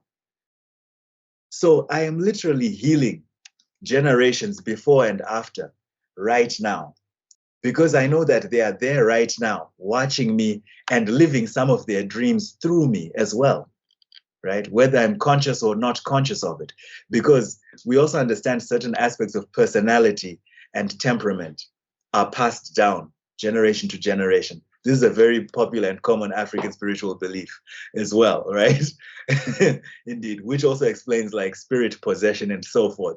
When at certain times, the pre-existing personalities and temperaments completely take you over and imbue you with certain powers and knowledges from before. But this idea of they are there right now, they are present always. Therefore, I can actively heal them on this plane right now and always. And I am actually healing the generations to come right now and always. And that's another power that's there in this conception or knowledge of personhood. Thank you so much for that. That is knowledge brings light. Knowledge is light. Of course, this is something that you don't get in the regimentized religion, where you are taken away from yourself and give it to something else. You need to believe it there, and there is something inherently wrong with all this regimentized religion. Talking of Christianity, for the Father, they take away your connection. They don't connect you to your root, who you are, your ancestor, where you are coming from. They connect you with something else. Yes. That is dangerous. Very. Is dangerous. Very. And education is a big part of it. Again, the Euro-Western conception of a person is just you, and you are an enclosed, separate vessel. So part of colonialism was trying to empty you out of what you are and what you know, and keep you separate and not connected to everything else, right, that you are, and then fill you up with colonial ideology and then let you go. Because now when you leave, you are one of them, you see? Why did they stop our dancing, our religions, our singing, our storytelling, our songs, our clothing, and things of that sort? Why did they say you cannot read, right?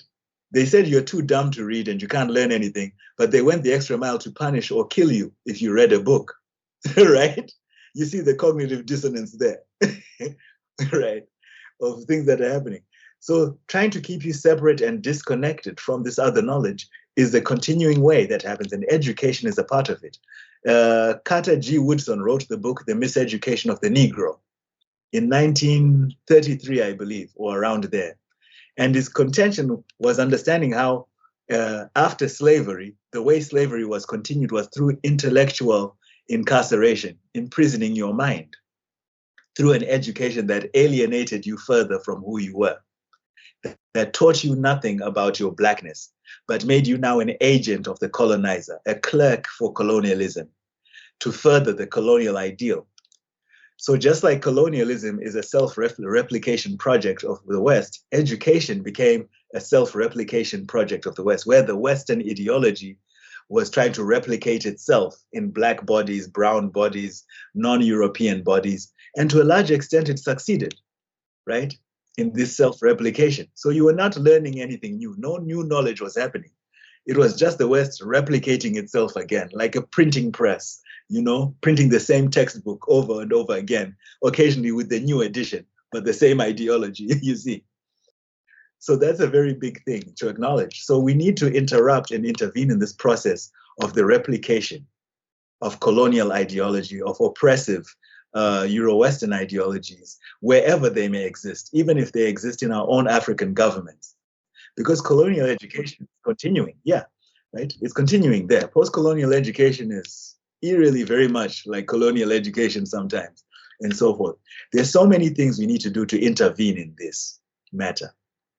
And a big part of it is more and more of this interaction with and representation of African culture, not just our ideas of traditional pre-colonial culture, but of contemporary African creativity, even right now and in the arts as it's happening, right? Allowing that African imagination to continue to grow. Because this idea of locking Africa in a pre-colonial past is another problem, right? Because those who've embodied African ideas have continued to evolve. Africa has always been modern, right?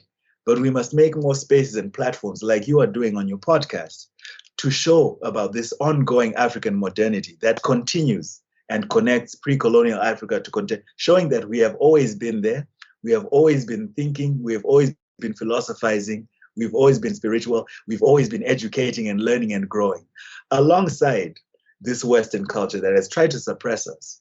So giving voice to that is very important to show that we have always been there. We are not going anywhere and will continue to evolve, even though if your way of perceiving us is frozen in the past, that perceptual inertia keeps you frozen in how you see blackness. No, blackness is always present, contemporary, and has been. It has always been diasporic. It has always been global. It has always been, and it will continue always to be, and it will continue to keep becoming, right? So it is. Thank you so much. I appreciate that. So you are doing important work. You are doing very important work with this. Thank you so much. I appreciate that. Now, talking of the how, I would like you to talk about the tool, because as an academia, you have done a lot of research in this area. So I think you are in the best position to talk about it.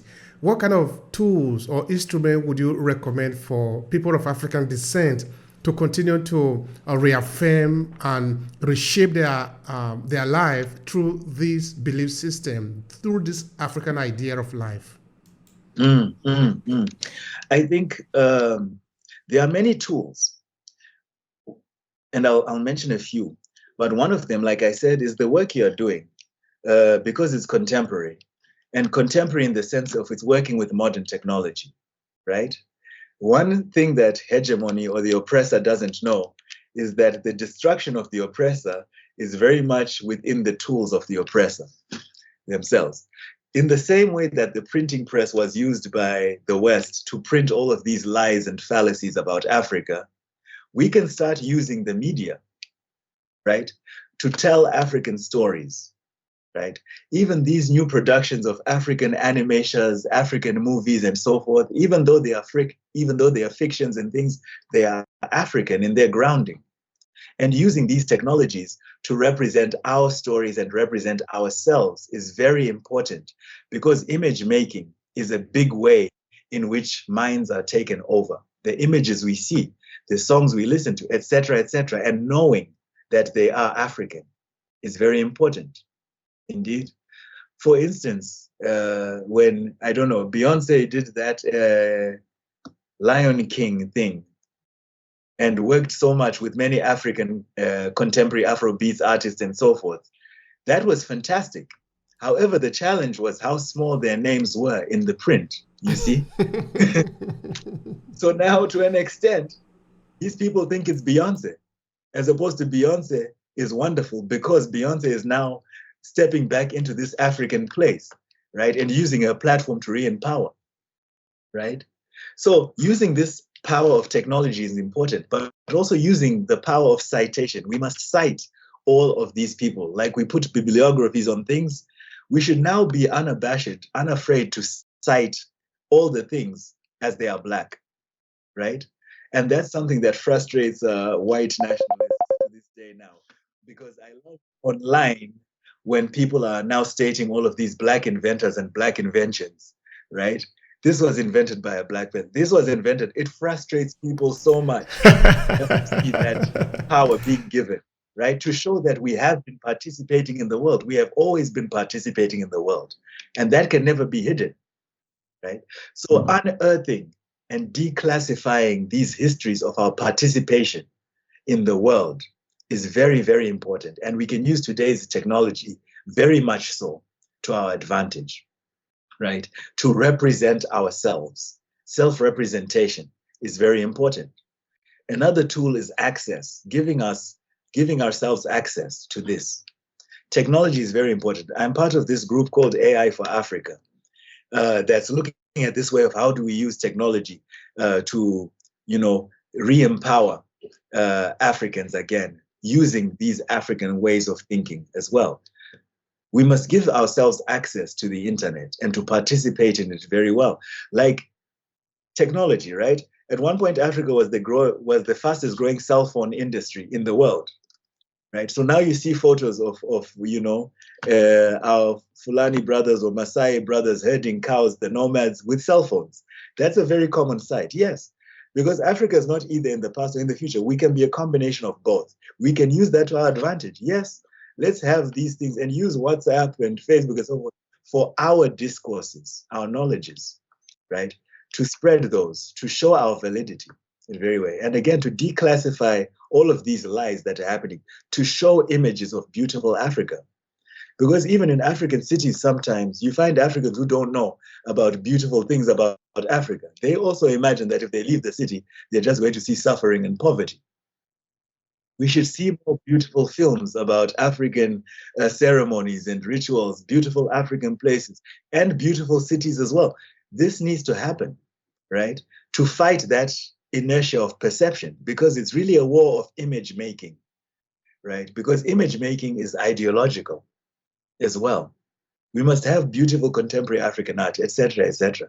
But now, to name another tool beyond this technology and harnessing technology and access to it, is also the idea of education. We really need to do things about education. In the United States, bills were passed recently to stop what they call the study of critical race theory and to ban diversity, equity, and inclusion things in universities. Many states passed this. Recently, the University of Florida fired a good number of people, employees, and shut down offices that were working on equity, diversity, and inclusion. You see? Once again, the colonizer, the oppressor, and the suppressed is trying to do what? To erase the presence of Blackness, to erase Black theory, Black thinking, Black, etc., etc. So once again, they can say that nothing is wrong, that there's no opposing philosophy or opposing worldview to theirs. And it's so petty and childish. You see that, again, back there. right? Indeed. So now we cannot trust education systems.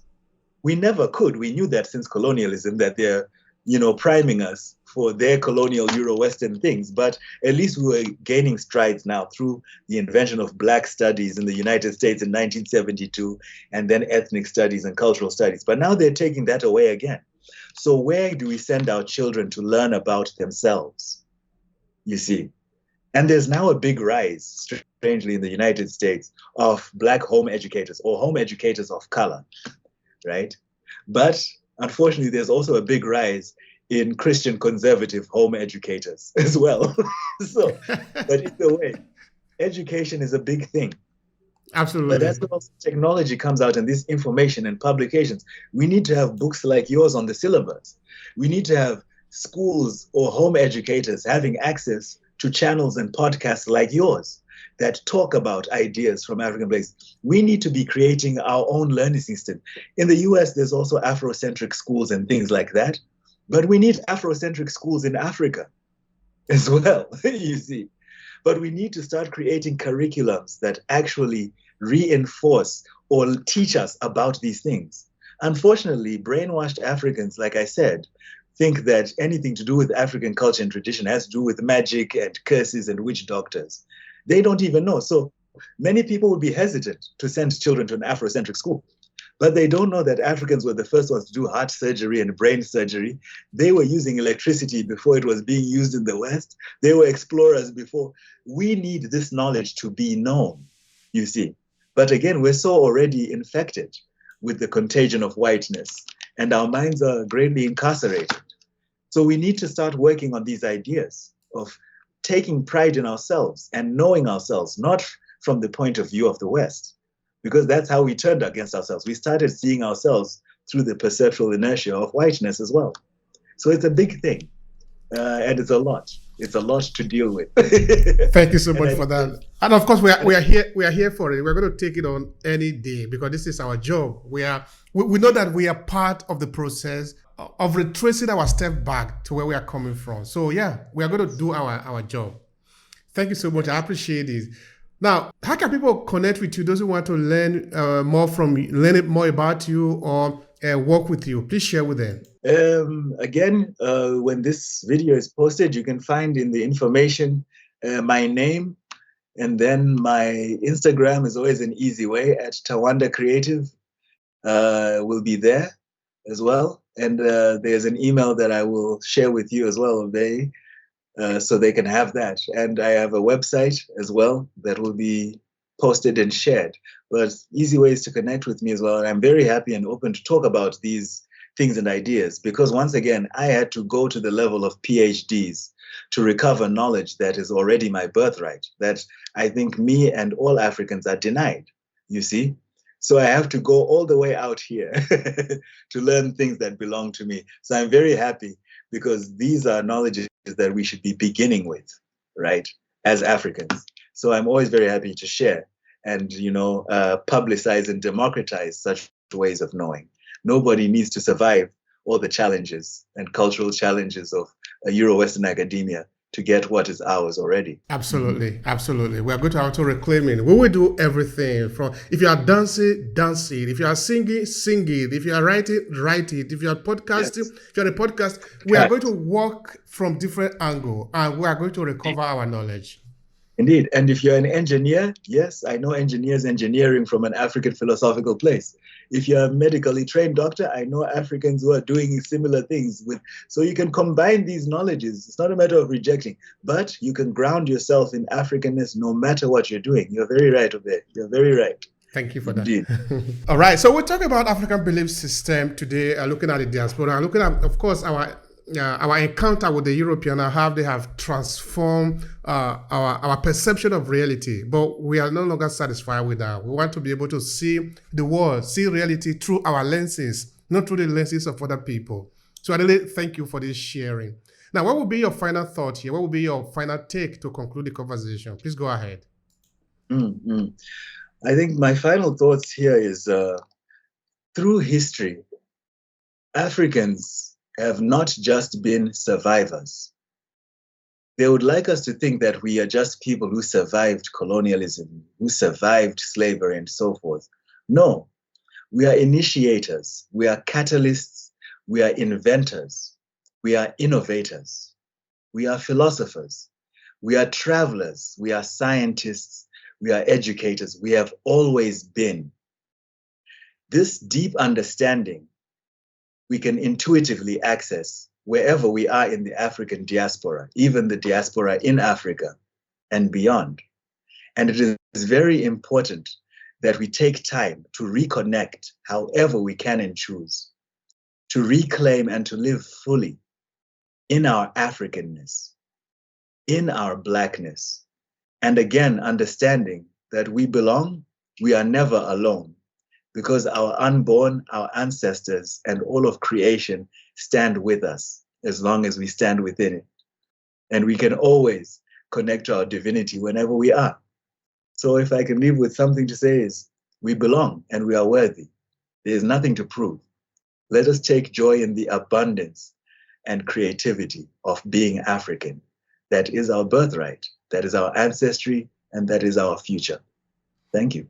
Thank you so much. There is a lot of blessing here. There is a lot of value here. There is a lot of. I'm so filled with contentment. Thank you so much. We are supposed to be doing this. Thank you so much for your time as well and for the invitation. I'm very grateful to be in this space, and thank you for the work you're doing.